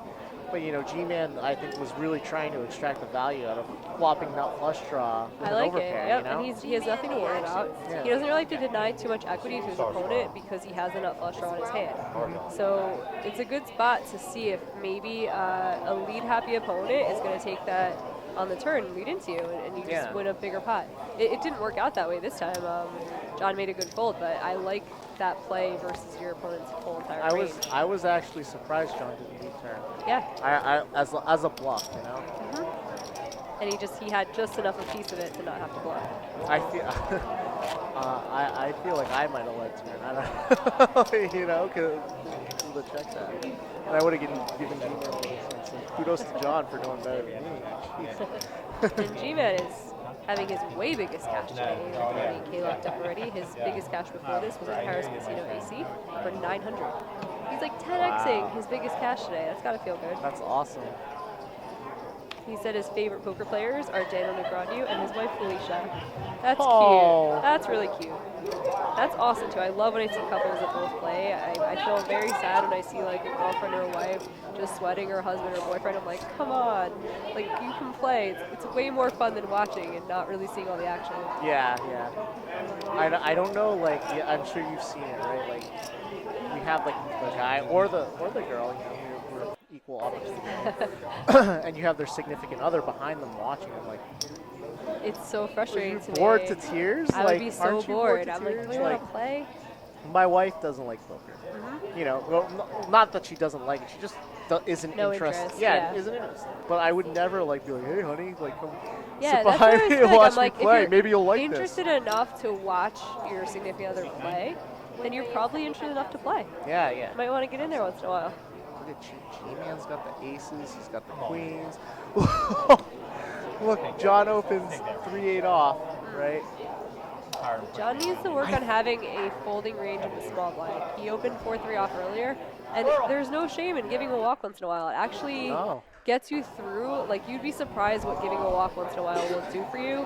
Your opponents realize that you have a reasonable range, and you might actually get through with some more stealing later on. Right. And the other thing, too, is, so, like, I think it was interesting here, like, I think G-Man should just flat. Queens are tough. It's tough. You're in position. You have the third best hand. I totally get what you're saying. My problem with it is that you don't even realize like how often a king or ace really flops. And there's action killers. Like say John has a pretty good hand. If he has a pair or something that you could get in all in pre-flop with. Now a king or an ace flops, and all of a sudden you get no value out of your queens in a spot that would have been a cooler. That's so like true. three-handed, there's more value in raising it because the range of hands that John's willing to go with is very wide. Okay. That's why you're the pro. And that's why we have you here. I like so for me my reasoning is like I personally, and you probably too, you're not scared to call a pair when there's overcards. Right. Like if you have a pocket pair, you're not like, so I'm not really like, if there's an ace and a king, like that kind of sucks. Yeah. But like if there's just an ace or there's just a king, like I don't mind peeling like at least one street to see what my opponent does, and you know. John doesn't seem like the kind of player that would double or triple barrel bluff, especially in this spot, and I wouldn't blame him either, because that would be like shooting yourself in the foot, you know. So yeah, but yeah, that's kind of my reasoning for it. It But wouldn't I be think crazy. I think your reasoning is better. Your idea of checking is not crazy. It's just I think it's slightly better to raise. Probably nets you just slightly more chips. Well, John actually bet into him. Yeah, and Manny is Very all in, I good. believe. Yeah. That's a great shot. What did John I think limped John in? limped the button. Yeah. G-Man completed the small, and Manny shoved. Totally reasonable shove. Must be great to just wake up with sixes when you need them, because he's going to be back almost to where he was before he made those calls against John. Yeah.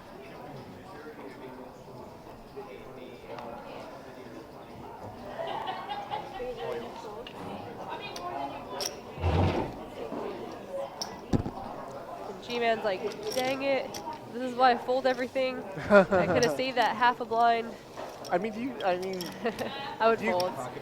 Think about it. If it's not suited, it's almost like six deuce is just the suitedness of it gives it some value, but not enough to put in. That's true. Because we're short. We're not 100 big blinds deep here. Like that half a blind means something. You're absolutely right. So look, 13 bigs. So Manny's down to 13 bigs, but our chip leader is G-Man with only 19 bigs. Everybody is still in the hunt here. Just arrived. Who are the commentators? I love saying my name. I'm Ryan Chua. And I'm Jamie Kerstetter. Thanks for tuning in. You've missed some pretty cool action, but I'm sure there's more to come with the stacks that are going here. So. Anybody in the chat who has questions or wants to tell us who you're rooting for, tell us what big events you're playing next. I see that a couple people in the chat are online grinding, so good luck. Hopefully you're winning some money while you watch your friends play. Yeah, I mean, this has been a fantastic event so far. We're definitely watching the chat too, so.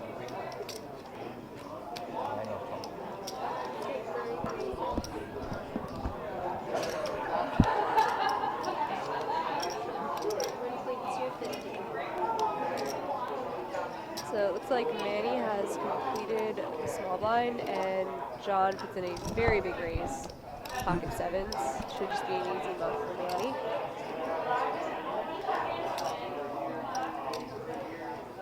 Probably. So, like, there was a way Manny can see this flop. Right? I think if Manny raises, I think John just calls. Yeah, probably. yeah. I mean, with sevens, you can't really.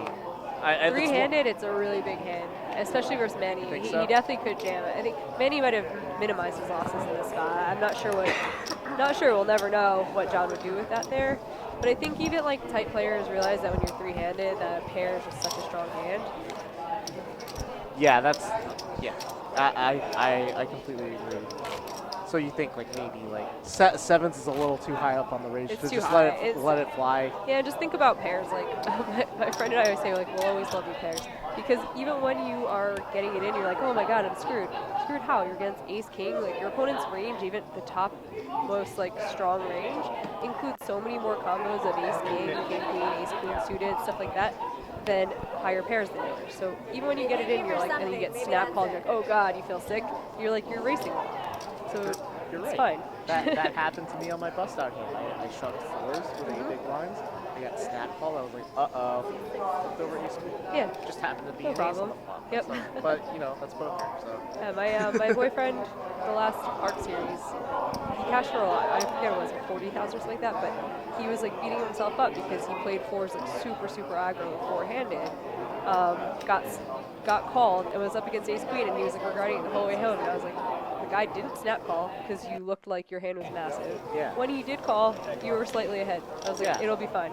It's Yeah. like, yeah, you feel gross when you like leave so much money on the table, but anytime that you're four-handed and you get your opponent to think about folding ace queen, you won. You want them to fold. Yeah. That's how you realize 100% equity is when they fold. Yep. So you had a chance at that, and then when that didn't come through, then you have a 52% chance of winning. So yeah, it's fun. Pairs are great. I love you, pairs. That's the message we would send back and forth when we send each other hand histories, and she's just like, oh god, busted with sevens, and I just be like, we heart pairs. The other thing too is like thinking back on that hand, right? Sevens, if Manny opens and John just calls, right? Sevens are going to be extremely hard to play against. Definitely hard to play. Unless you get like an extremely awesome And that's flop. exactly, that's why John wants to just get it in there. Dealer's line going up. So you gotta walk with queens. Now, Gonna be 380, 1,000, 2,000 on the line. I'm on 380, 1,000, 2,000 on the line. With this one showing three-handed. No, but that's like the friendly awesome, nature. yeah. Like, this kind of like atmosphere reminds me of WSOP 1K ladies event. We're nice to each other. Like, Real? Oh, yes. I So know that. there's a lot of variance with this. So some tables will get like catty, and definitely I've been like public enemy #1 at those tables once in a while where I'm like 3-betting a lot and they all hate my guts. But then I've been at ones where like people ordering drinks for each other, and literally like I'm like, I didn't bluff you, I had queens. like showing them cards and stuff. So you know, there's a lot more variance than that. I should say Bar Poker Open's probably way more chill than ladies events, but I have had some really, really fun people. Like one girl, this was great. She orders, what was it called? Some kind of drink. Okay, so she ordered a drink with like one shot in it. She was like, okay, I'll have a screwdriver or whatever. The guy comes back like an hour later and she goes, raise, double. And so he brought her a double back, but that was like the cutest thing ever. I'm like, I love that. I'll take a single, raise, a double. And this lady, by the time it was dinner break, she had a stack and was just wasted. Well, yeah, that's what you want. Yep. So Manny got very short now. He's got 1.32. You're chip leader. Oh, this is her cue No, of winning. no, this is, okay, yeah. I was gonna say, I'm like, did we miss No, a hand while I no. was talking about ladies? Okay, you know, the graphics here are It's an fantastic. interesting There graphic, so- are a lot of like cool, unique graphics here that aren't like I haven't seen on This any one's stream. cool because it's like basically, hey, how's your day going? John's like, pretty good. Big blind. Yeah. He's like, I won about $10,000 in equity today. Yeah. Ooh, we might see something here. Oh, okay. Manny's on the button, so he's clearly. Manny has an option here. I'm just gonna open if I'm him. Yeah. I want to get value out of this hand. I don't really want my opponents to fold. All in. He does go all in. It's fine. It's just and he's He's gonna get he's called. getting looked up. Either way, He's gonna get no matter called. how he played this This hand. is gonna be the flip of the tournament. Actually, Cheedel's just playing with his. He's just playing with his prey right now, batting it around. You know, he's been playing pretty tight. I don't think he's gonna fold, but I don't think there's a 0% chance. I will die a little inside if he. Oh. Okay, he makes the call. I was gonna say, you can wait around, but you can't wait around. This is gonna be the flip of the tournament. That long. This is gonna be the flip. He should be standing too. Oh! Oh my God! Any sickness? Nope. No. No sickness, and Manny. Wow. Manny is right back in there. He's wow. the chip leader. No hearts. No. When no I have sweat, man. nines, Just no sweat at all. Just here's your full house. yeah, I get a Jack 10 of hearts flop when I have nines. I get ace queen of hearts. I'm like, really? Jack 10 of hearts at like best case scenario. That's the efficient side. But like, yeah, that's. I mean, yeah, that's great. Wow. It's a big blow to G-Man right Fives now, full. who did nothing wrong. There's no folding this hand. No. If he goes home and even thinks for 1 second he should have folded that hand, he's crazy. No. If you think about the range of hands that Manny would be shoving the button with, you are crushing that range. Ace That's Jack, all you gotta worry Ace about. 10, Ace X. Yep. Like, Yep. you know, that you're destroying Manny's range, and you know, Manny just happened to have a pair, and yeah. Your saying is. Yeah, We you love just- pairs. We love pairs. Yeah. You're just saying we love pairs. That's why we love pairs. Beats everything. Do you remember Sklansky bucks? You remember talking about that? It was a 2+2 term because David Sklansky made it up. He's like, listen, like if you are winning chips, you know, theoretically, those are your Sklansky bucks that you're printing. You didn't win real bucks with the play because ace queen lost, but when you click call there, you're winning Sklansky bucks. You're piling them up, so he can feel good about that later. That you know, he can sit at home and count these imaginary dollars that he made for making a good call.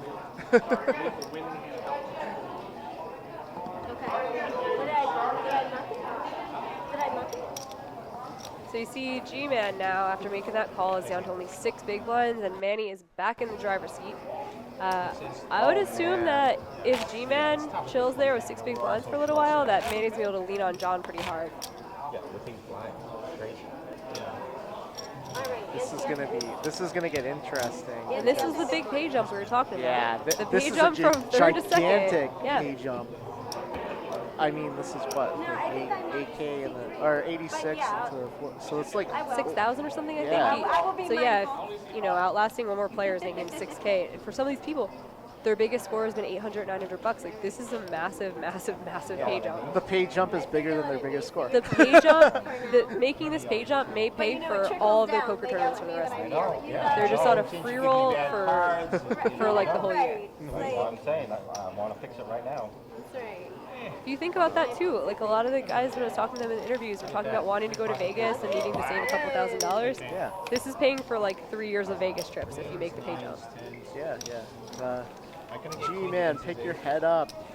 That was the right call. You can see it kind of like, I mean, it sucks to lose a flip like that. Yeah. In the swap. No matter what, these guys will be happy on the way home. Like it's something like when you're competitive, you can't see it in the moment that this is really a really good thing that has happened to you already. Right. You're just thinking about the chips you lost. Once you have that exhale, like, even if, you know, you finished third, right? You have the exhale, like, you know, it's over. Yeah. But I outlasted over 700 people. Like, it's always a huge bummer to bust, but when you're going home and you're like, I won like infinite buy-ins in this tournament, that's a good feeling. Oh yeah, 2 foot here on the flop. So G-Man is finding a hand. It's in. He sends it. Let's go. It's not much. Finish me on. Dude, it's always nice to just wake up with a pair. And Manny's thinking about it. Manny's doing the stand-up. How much is it? Yeah, I mean, I don't think Manny can really find a fold here. No. I mean, G-Man's gotta. I gotta root for him, you know? I think you're rooting for him too, you know? It's his turn to win the flip. He's a nice guy. He's a nice guy. It's his turn to win the flip. He lost the flip. It's time to win the flip. If poker was fair, that's how it works, right? That's how it's supposed to work. Okay, Manny finds the fold. Oh wow. Manny's like, I just got these chips. Wow. I'm just gonna hold on to them for a minute. Do you think that's correct? Or do you think fine. I think that the call is probably correct. Yeah, 6 big blinds. It was less. I think it was a little less than that, right? Oh yeah, a tiny bit less. And A7 rates to be the best hand. I mean, yeah, that's best case scenarios, like pocket 5s, pocket 6s, like, you know, a tiny. The thing is, like, you can play with G-Man for a day, maybe even 2 days, and you know that he's tight. You know that he's not shoving it to. Even with 5 or 6 big blinds, he's probably folding a fair amount of his Crazy Pineapple. I don't think it's crazy. I wanted to play that. Yeah.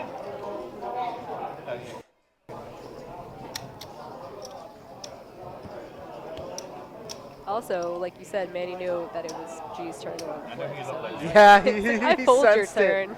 He sensed it. He was like, it's Smart. okay if you're, you know, pocket 4s win this without. It's not funny. Okay, so Manny's tightening up here because he knows G-Man is just on the ropes. And he's like, here, John, you knock him out. That's I mean, like it's oversimplified a little bit, you know. Like you gotta be mindful of the effective stack. So Manny's gotta sit there on the button and look at G-Man's stack and say, okay, he's got 5 bigs. If I open light with like what was that, King 3 off? King Deuce, I think. King I Deuce? wasn't, yeah. Yeah, it was something like that. Something not great. You know, if I open light and I get like I get called here, like I'm terrible, like I wouldn't go all in with 6 big blinds with this hand. It's kind of what you need to say to yourself. And G-Man getting kind of unlucky there. If you're against an average opponent, you're just getting a walk there, but we've seen that John does not give walks. No. Since I will protect my small blind. Oh yeah, he's protect 100. I know, but I'm glad because the numbers are big, so I can actually see them. Now, how do you punish that? It helps me out a little. How do you play again? If someone His is cards are gonna punish him. If he's limping the small with like hands that are so far below average, he's putting in chips voluntarily when the big blind is gonna have better hands on average than that, and they're in position against him. So he's kind of punishing himself by limping hands like that. That would be how I'd explain it if someone I was coaching was like, hey, why don't I just limp the small blind? Because you're gonna own yourself. Yeah, you're gonna value yourself. John's waking up with ace king now. Good timing. It's a good time to run hot when you're playing for, 6K pay jumps, 10K pay jumps. Yeah. That's really cool. He's gonna get call here, I think. I don't think so, only because of his size. 1.2 million is just huge. It's kind of interesting too because and Manny needs to just outlast. Like John and Manny both are just trying to outlast G-Man. So it would be kind of weird if they played a massive pop. Yeah, they're not trying to, go guns blazing. Oh, he's showing the respect. He's like, look, buddy. And John's like, can't beat that. I bluffed you. He's like, look, buddy, I'm folding an ace to you. I better knock off the funny business. You're gonna have to remember. What do you mean? I love how G-Man is wearing the G-Man shirt. Yeah, I mean, you gotta represent. There's actually a lot of I love it. The bar leagues have a lot of clothing. Yeah. I saw players earlier, with their name and their favorite hand on the back of their shirt. They're so random too. Like you wouldn't, they're not like aces, kings, aces. It's like, Jack 5, Jack 5. That's something I miss about playing in some of the underground games that I came up in, because there were guys who were just named after a hand. I'm like, oh, that's the guy that just doesn't shove 7-4. Like they call him 7-4. So it's like there's no secret going on here. Another thing I miss about those games is my friend pointed out. He's like, do you realize that half these guys' nicknames are just their name with fat in front of it? It's like, oh, it's just Fat Ryan. I'm like, why do we do this to our friends? Something really cute with Beanie is he said, I said, what would you do if you won this event? He said, I have 5 children. The money is already spent. Nice. This is great. I'm so glad that they filled out bios because I learned so much funny stuff about these people. This guy is 9. Definitely a colorful cast of characters. I think it's George. Oh yeah, it's really cool. Maybe it's Glenn. I was telling the players earlier, I was excited for everyone because I felt like I remember the emotion that I had going into this final table, and to see them go through it too, the emotion of finally making it to a final table this big. I was almost as happy as they were that they made it this far. I still remember, played so much poker at this point that my emotions are basically dead. That's what happens to you, right? Yeah. But I remember die a little the smallest final tables I ever seen in my poker career. I was at Taj and I won one that had 6K for first. It was a $200 buy-in. It was supposed to be a 2-day tournament. They barely got enough players to even last the one day. It was 70 people or something like that. Wow. We ended at 1 in the morning and I won, and I was tears in my eyes driving home. This didn't even matter to me. I was still a lawyer at the time. The money wasn't it. I was I won a tournament. I have that is a better feeling than if I won 100K at this point. See, you're lucky because that's not on tape. Mine, you can go back and we can watch you cry your eyes out. I'm holding back tears and I'm so very fortunate that I could just go have my own little happy cry on the ride home. Yeah. Oh man, I didn't sleep that night. I rewatched the stream. That's it was awesome. just it was crazy. So good that Bar Poker Open does this for people, because you shouldn't have to pay $3,500 or $10,000 to be able to have this experience. Yeah, I mean, I've said in the past, I'll say it again. It's completely true. The money didn't change my life, but the Bar Poker Open did. Having that trophy changed my life. It really, It made you start a blog. Yeah, you know? it made me start a blog. I get to play the main event every year, which I never thought I would. That was my bucket list item. But now it's just like, okay, I get to book my flight for the main. Yeah. It's still like I need to take a step back and say, wow, this is crazy how far I've come. It really, got me in the lab and made me start taking my game really seriously. So yeah, that's something too. That's an added benefit of having a nice score and a good experience is that it reinvigorates your feeling of I want to get good at this. I want to learn how to play. It's easy to do that when you're running on fumes and you haven't final table something in a long time. I'm speaking from experience. It's harder to be you're what's the point of all the studying? You feel like it's just never going to happen for you. And Gino's not going to like this because John is not a folder. It's always a swift kick in the privates when you're sharing suits. Yeah. I feel like you're you have hearts too. Come on. Yeah, and basically I understand what G-Man's doing, but there's just no fold equity here. So you're do you think that Jack-8 suited rates to be better than John's opening range from the button? Yeah. I don't think so when he's raising into such a short stack. So it's essentially you're calling, when you're G-Man and you're shoving with no fold equity, you're basically calling it all in, and I don't think he would call it all in with Jack-8 suited. Exactly. It's, it goes back to the saying, you want Jack off right now. And if you can't, and if you're looking at your chip stack, you're facing a raise, and you know they can't fold. Wow. Very interesting board. So right now, we have G-Man. Wow. That is it. That is a way. Dirty run out. Bad dealer. You have block out. You have two heart blockers too, and you flop the pair. Oh. Well played by G-Man. Definitely a fan favorite. Yeah, G-Man is great.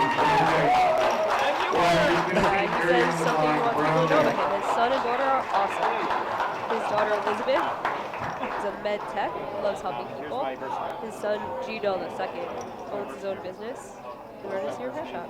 Yeah, he said. They're very happy for you. Hold on, he said specifically, I need to shout out emergency repair shop. Oh, really? If you have an iPhone, we're gonna advertise. Oh, he gave me his card. I was interviewing him. He gave me his card. iPhone, iPad, cracked screen. This kid can fix it. And I said to him, I was like, I'm the perfect person to have given this card to. My son, because I break my phone twice a year. So I'm saving. So we're gonna see, and so these two players are part of the Eastern Poker Tour. They're going to play heads up. So we're going to see an Eastern Poker Tour player win this thing. We don't know who it's going to be yet, but man, this is going to be crazy. I'm really looking forward to this heads up because I think for this final table, these have probably been the two more aggressive players. For sure. I think it should be pretty interesting. There's not going to be any blinding down. Right, John has shown that he will play back. Yeah. He will put you in weird spots. Manny's been aggressive throughout, but John will play post flop. So I think we're going to see some cool plays. I'm looking forward to this. Do you want to be a part of history as we host America's largest cash payout for bar poker? The Bar Poker Open has a championship in Las Vegas this June of 2017 where you can play for a prize pool of over $200,000. Qualify in the same easy 2 steps.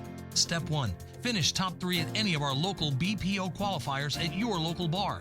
These events are hosted by leagues partnering with the Bar Poker Open to give their players more instant prizes.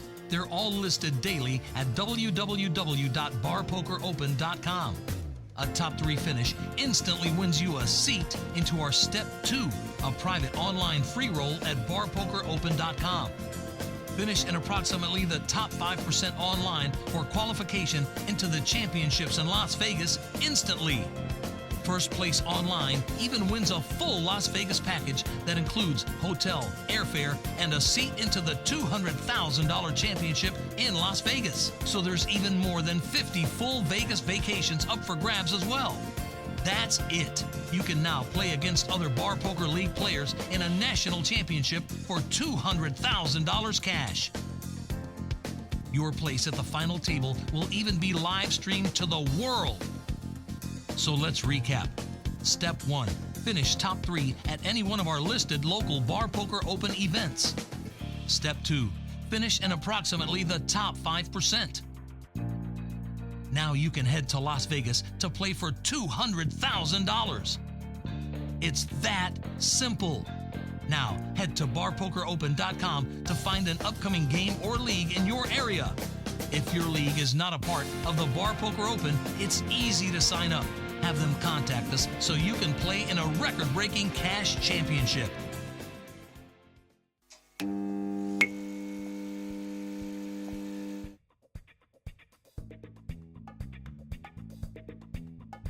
Great. Bubblegum. Poker.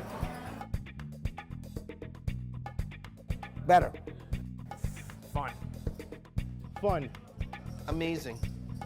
Phenomenal. All of us. Free poker. Epic.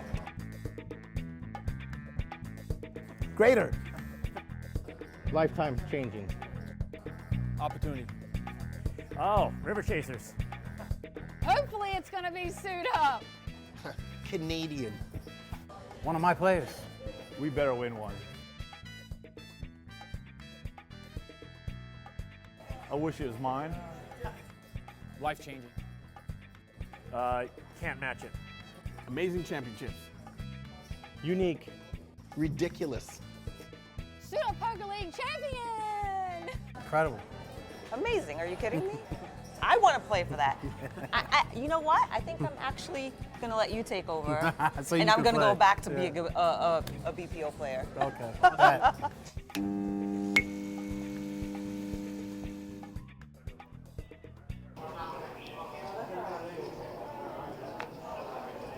All right, we're back. We got Manny just open folding the button 10-5 offsuit. Now, what are you doing here heads up different than, like, let's say three-handed or four-handed? I'm praying more. You're praying Yeah. more? I'm like, give me aces and cooler my opponent. That's all. No, it's all like, it's very dependent on your opponent. If you have somebody who's like playing super weak, and then you just need to be raising almost every single button, and just you have to indiscriminately raise your button if you're getting through. Neither of these guys are like that though. Both of these guys, this is two of the most aggressive players at the final table. If you remember, like Manny was just steamrolling everyone free. John was just leading flops post like every flop. He's not letting people run him over. He's not getting walks. So I think these two guys are gonna like, you know, it's gonna be hard to adjust to one another.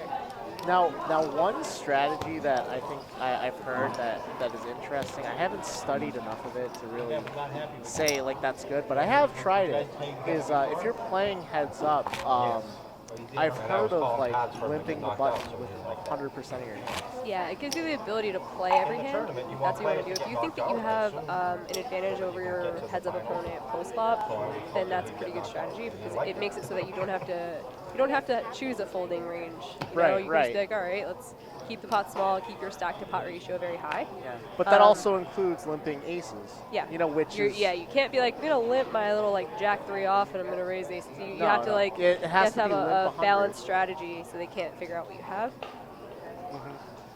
I'm wondering how much heads up these guys have played in their careers. It's not, I mean, I think it's a very pure form of poker. You know, there's nowhere to hide. Yeah. There really isn't. Yeah, you can't just be like, you oh, have to wait till I play- have good cards. You can't. You have to open your range up a lot, and you have to play a lot of crappy hands. Yeah. And what do you think about? So I mean, it's a polarized open, right? The Jack 3 offsuit. Yeah. He's clearly got doo-doo, but you know. And I'm not- John could have raised the big line if he wanted to. Oh yeah. That's. I mean, you have a suited ace in the big blind. You're facing an open from the button heads up. Yeah. you can definitely raise.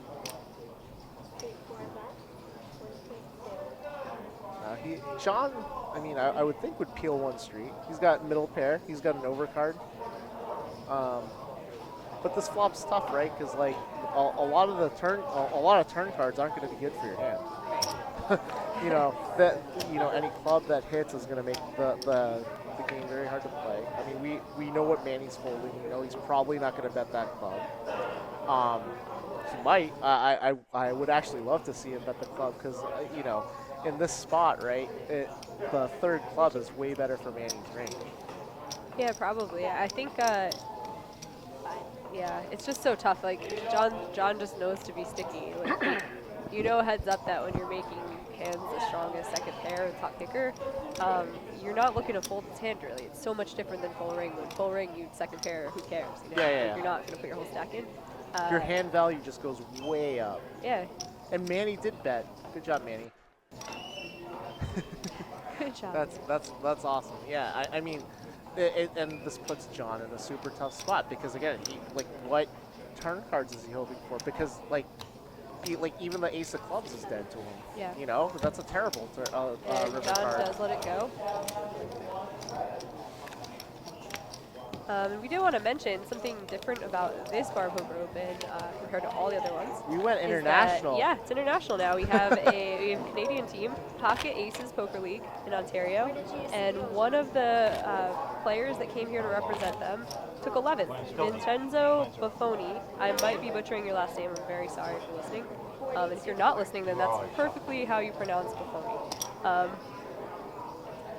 Yeah, I mean, it's crazy because, you know, we have a Canadian league now. It's, I mean, we're going international. There's multiple bars that are represented here. I didn't know that. That's pretty cool, though, that the first time we send some Canadians over here, one of them gets 11th. Yeah, and like, you know, that there are bar poker leagues all over the world. Australia has them. Wow. You know, the UK has them. So, I mean, if you guys want to get involved. If we, like, network and had, like, some bar poker championship of the world, it could be a huge event. Yeah. If you happen to be a league owner, or you know you're part of the league and you're watching this and you're saying, hey, why don't we have, like, you know, cool tournaments like this that are live streamed for a decent prize pool? You know, talk to your league owner and say, hey, you know, how do we get in? Yeah. And you know, they'll figure it out. So we have John here. He opens the button with 9-6 offsuit. And flops the open ender.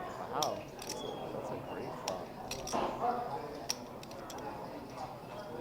It's interesting. I think, like, John is favored in this heads-up match just because he does not have a fold button. He is showing the whole final table that he's like, I don't fold the 4-3 offs. I don't fold the, like, complete dust bunnies of hands. And that can be scary. In heads up, that is what you need. You just need some guy who's sticky, who cannot be bluffed, because think of how often in heads up play neither person has anything good. So the person who's, like, a little stickier tends to win more pots. Now, if you're Manny here, right? He's gonna bet. Do you peel a street with king high here? No. No. I mean, it's so hard for your opponent to have nothing on a board like this. Like, if they're betting, it's like to have nothing. Like, it's all middle cards. So it's like, even if you only have king high, so like your opponent can have ace high clearly, and then when they don't have ace high, they have middle cards, which is like it's not the type of board that you want to just like 6-8 or the 8-9 or, you know, like a lot of those jack tens, things like that, and combos. it's just tough to like be like, I think my king high is good, so I'm going to start holding on to the flop. You have 2 more streets to just hang on with king high, no kicker. Right. Yeah, it's a good fold. You got to have a lot of heart to play heads up. Well, you know, you do find spots. I mean, heads up, you know, like your C-bet may not get through, so you have to double barrel, you have to triple barrel heads up. So, you know, I think we're gonna see some of that, you know, going forward. Yeah, and if you see these payouts right now, so these guys have 14K locked up already, and first is 24K. So these two guys, whose biggest cash is, Manny's biggest cash was 6K, Beatty's biggest cash, let's see, we don't even know. They're playing a 10K heads-up match right now. Can you imagine going to a casino, these guys go to a casino, plopping 10K down, just so a rapper on the table and says, I would like to play you heads-up for this. Yeah. No way. Like, it's like so awesome to be in a tournament where like your investment is so small, you're such a minimum investment for such a huge payout to now be playing a 10K heads-up match. $35. Yep. $35. That's insane. Like, and they're playing for 10K, and that's just the jump. I mean, the first place is what, 24? Yeah. Yeah. Jeez. So who's gonna have the heart? Yeah, it's like who right now is gonna win? Who's winning a Kia, and who's gonna win like I don't know what costs 24K. 2 Kias. A good Civic. Yeah. Like I mean, if you put it in terms of that, I always like thinking of that when you like win a tournament and you're like, ooh, if you put it in terms of like real goods and services, it makes it more real. Instead of just saying, okay, I could play more poker now. Right. So wow, we're seeing this again, John. leading because I believe Manny opened. Yeah, Manny opened. This is great. So like now we shout see out that to the graphics again, by the way. Shout out to the You know, graphics. we do get off topic a little bit. We're chatting. We're having a good time too. But like, yeah, they've been on top of it the whole yeah, time. this has been great. And I like that John is showing the fact that like he's not just leading when he has it. Like we've seen him lead when he has it 3 out of 4 times, right? And 3 times with his top pair, 1 time as bottom pair, and now he's showing that he has it in his bluffing range too to be able to just like lead. Yeah, and that's crazy because like conventional play, right? Normally that would be a check fold. Yep. Yeah, so even he's heads stealing up, these right? chips in little spots that most people would not be getting. Right, he's finding like pretty interesting spots, and like I'm actually like, wait, I need to do that now. Like I like having a lead range, you know. Yeah, when we call it donk betting, like leading out when you were not the initial pre-flop raiser, it's like it's called donk betting, but so you think it's something that's not good, right? You're like, oh, that must be bad. No, try playing someone who donk bets a lot. It is so frustrating. That's it is so really frustrating. annoying. You're like, hey, wait, I raised this. I'm supposed to see bet this flop. I'm supposed to take it down. And every time John does that and steals these pots that should be going to his opponent, I mean, it's like twice as good when it's heads up because not only are you winning the chips, your opponent's losing the chips. Right. So Manny just opened chips the A7. It's a pretty big, big shove, but I mean, it's polarizing. John's not really thinking right now. Come on, John. Jack 9's a pretty hand. I think he's just making Manny sweat a little bit. Yeah. You find a lot of that in like a lot of that in like, you know, like 1-2 games and like bar poker. Like, you know, someone just grills the other one. Yeah, you better not shove on me again, or else. I'm kind of over it. Like I like when I lead out on like a board that like, you know, my opponent may have missed, or they may not call it, or whatever they're thinking about it. I'm like, I just kind of sit back and I'm like, I made my decision. I don't really care what happens. Like if if they're trying to get a read on you, they're not going to get much. Yeah, like I made my decision, they made a decision. Let's just move on with our lives. But I understand why people don't do that, you know, because again, this is entertainment. So like getting the sweat out of your opponent can be entertaining. Yeah, for some people that's like more important than anything. You know, you miss the flush draw and the guy leads out and he looks scared to death. Have you ever played in any cash games where someone is like incredibly rich? Like I played in New York games where like some of the Wall Street guys were making more money than I'll ever be worth. I was like, this is crazy. Like per year, and they just loved playing poker because they can make people sweat. So they're making you play for your rent, you know. They're very aware of this, and like, that's their fun. I had an encounter this morning that I told you about. Yeah. we saw about 5 hands per down. Like it was that's pretty the brutal. worst though. Yeah. Like when someone's like drunk or very, very tired and they're still playing. I mean, I was just like, please give me a hand. Yeah. Please. I'm going to let you have this. I'm not going to do my 1.2. John just checks his cards like 12 times. And that's a very tight fold. That is a tight fold. I mean, it might not seem like it because Jack 6 suited. But heads up, Jack 6 suited. Definitely an open.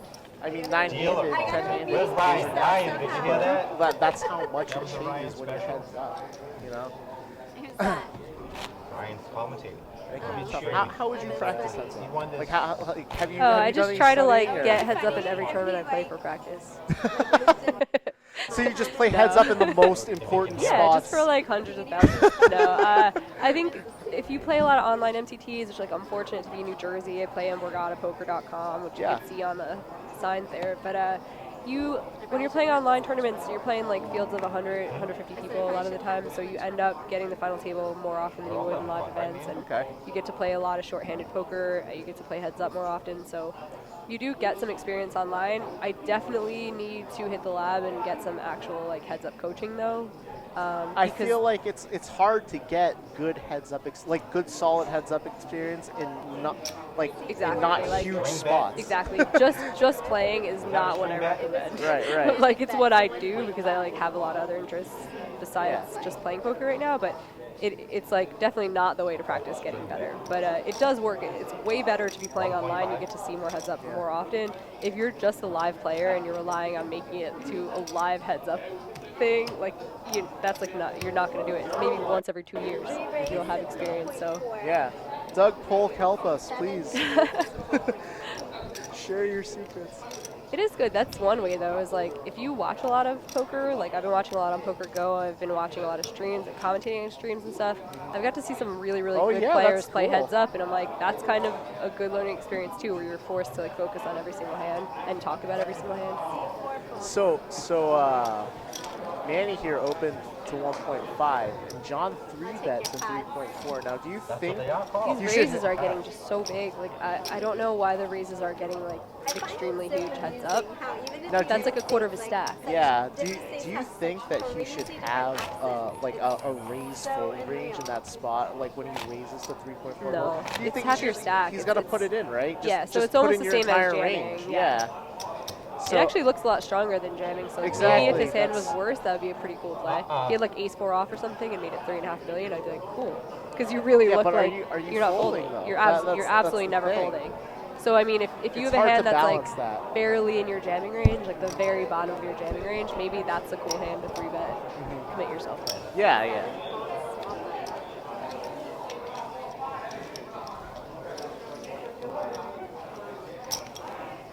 Yeah, something I would say, because I know like sometimes when you're commentating, you're critical, like you have to kind of be critical of certain plays and stuff. I would just say that like these guys have been playing for 2 days straight, so if I'm like nitpicking something they do or like a bet size or something like that, it's not with any ill intent at all, because I think that like deeper in tournaments that you just get so tired, and sometimes you like misclick a raise size or you like make a bad decision, and it's because you're just so exhausted. Look at this. Wow. So the one thing too that like pretty much every player playing in this has told me is like, I can't wait to go back and watch the stream. Really? And, listen to the things that we're saying, because we do have a little more experience playing. I mean, you especially, you have a lot more experience playing. So to kind of like that's part of the entertainment and the education factors. Like they paid $35 for this tournament. They're now, oh geez. Hey, you get to see yourself play and get picked apart a little bit. Look at this. Mostly they've been playing great. And this is kind of crazy. So this is Manny nuts. limps the button, allowing John to just check his big blind. He flops the absolute world. Oh boy. And if you see though, Manny's still ahead, 61% to 39%, except that John is drawing super live. Oh boy. 8? Offsuit 8? Wow. Oh, that works too. Okay, Offsuit so 4. this turn card is just crazy. This turn card is the world. Like this could definitely be it for both. Like both players are super. Did he pleased. check back? Oh, I went saw all him in. move his like palm on his shoulder. I thought that was a check. So this is a huge overshot. This is way more than pot. He has now jammed 2 times the pot in, and John's got a real decision. I want to puke. If you think I'm not even playing and I want to puke. Yeah. This is gross. If you think about the way that Manny has been playing, and you are likely to have the best hand. It's not just about having a really sick draw and he makes the call. Did he call? Yeah. He can have the best hand here.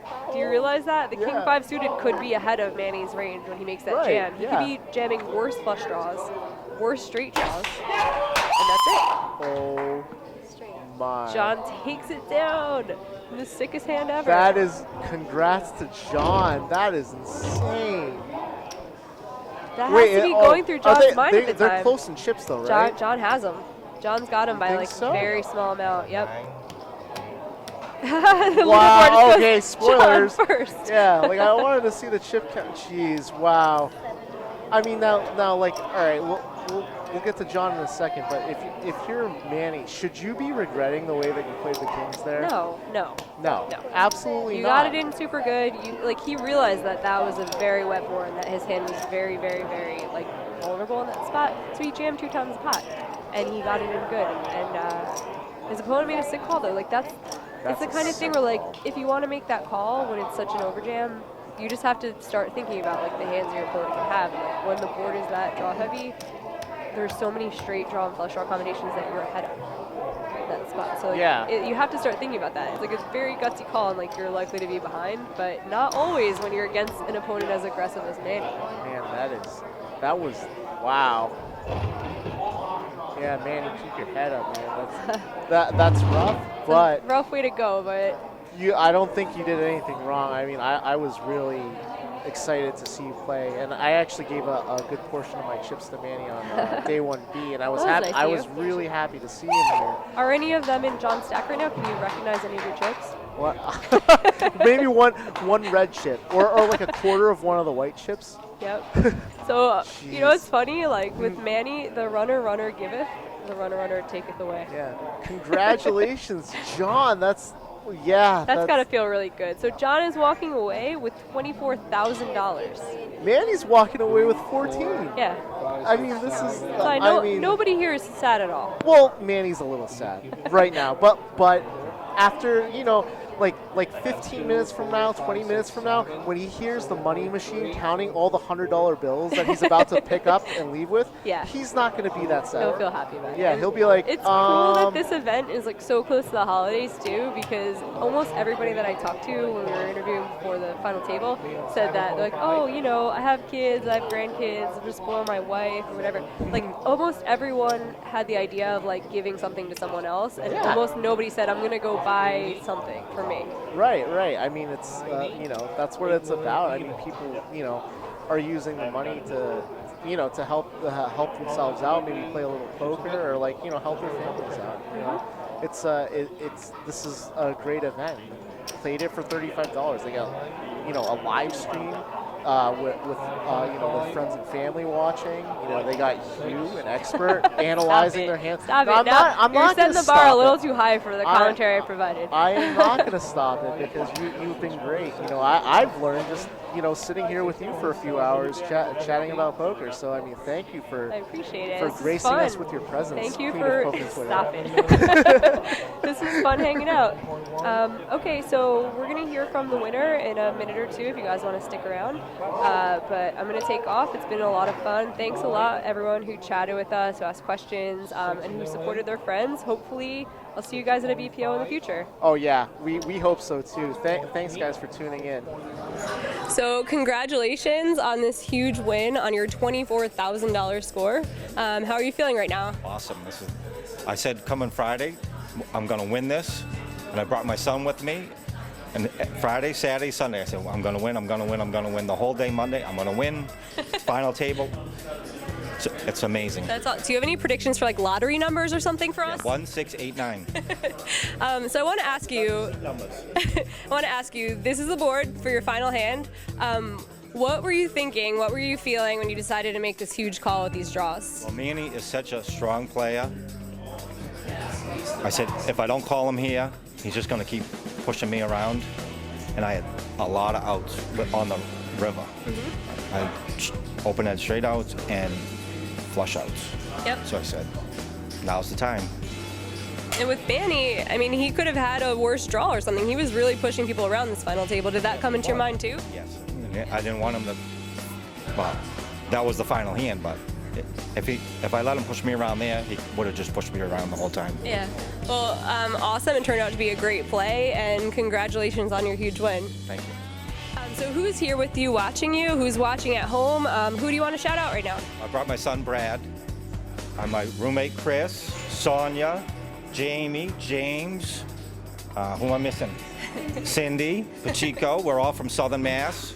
So a big shout out to Lionel, who's the tournament director. That's why I'm play so well. It's because of Lionel. Awesome. Well, congratulations, and congratulations to everybody watching him at home. And I want to say hi to everyone at home. Okay. My wife who couldn't make it. Uh-huh. All right. Okay. Thanks.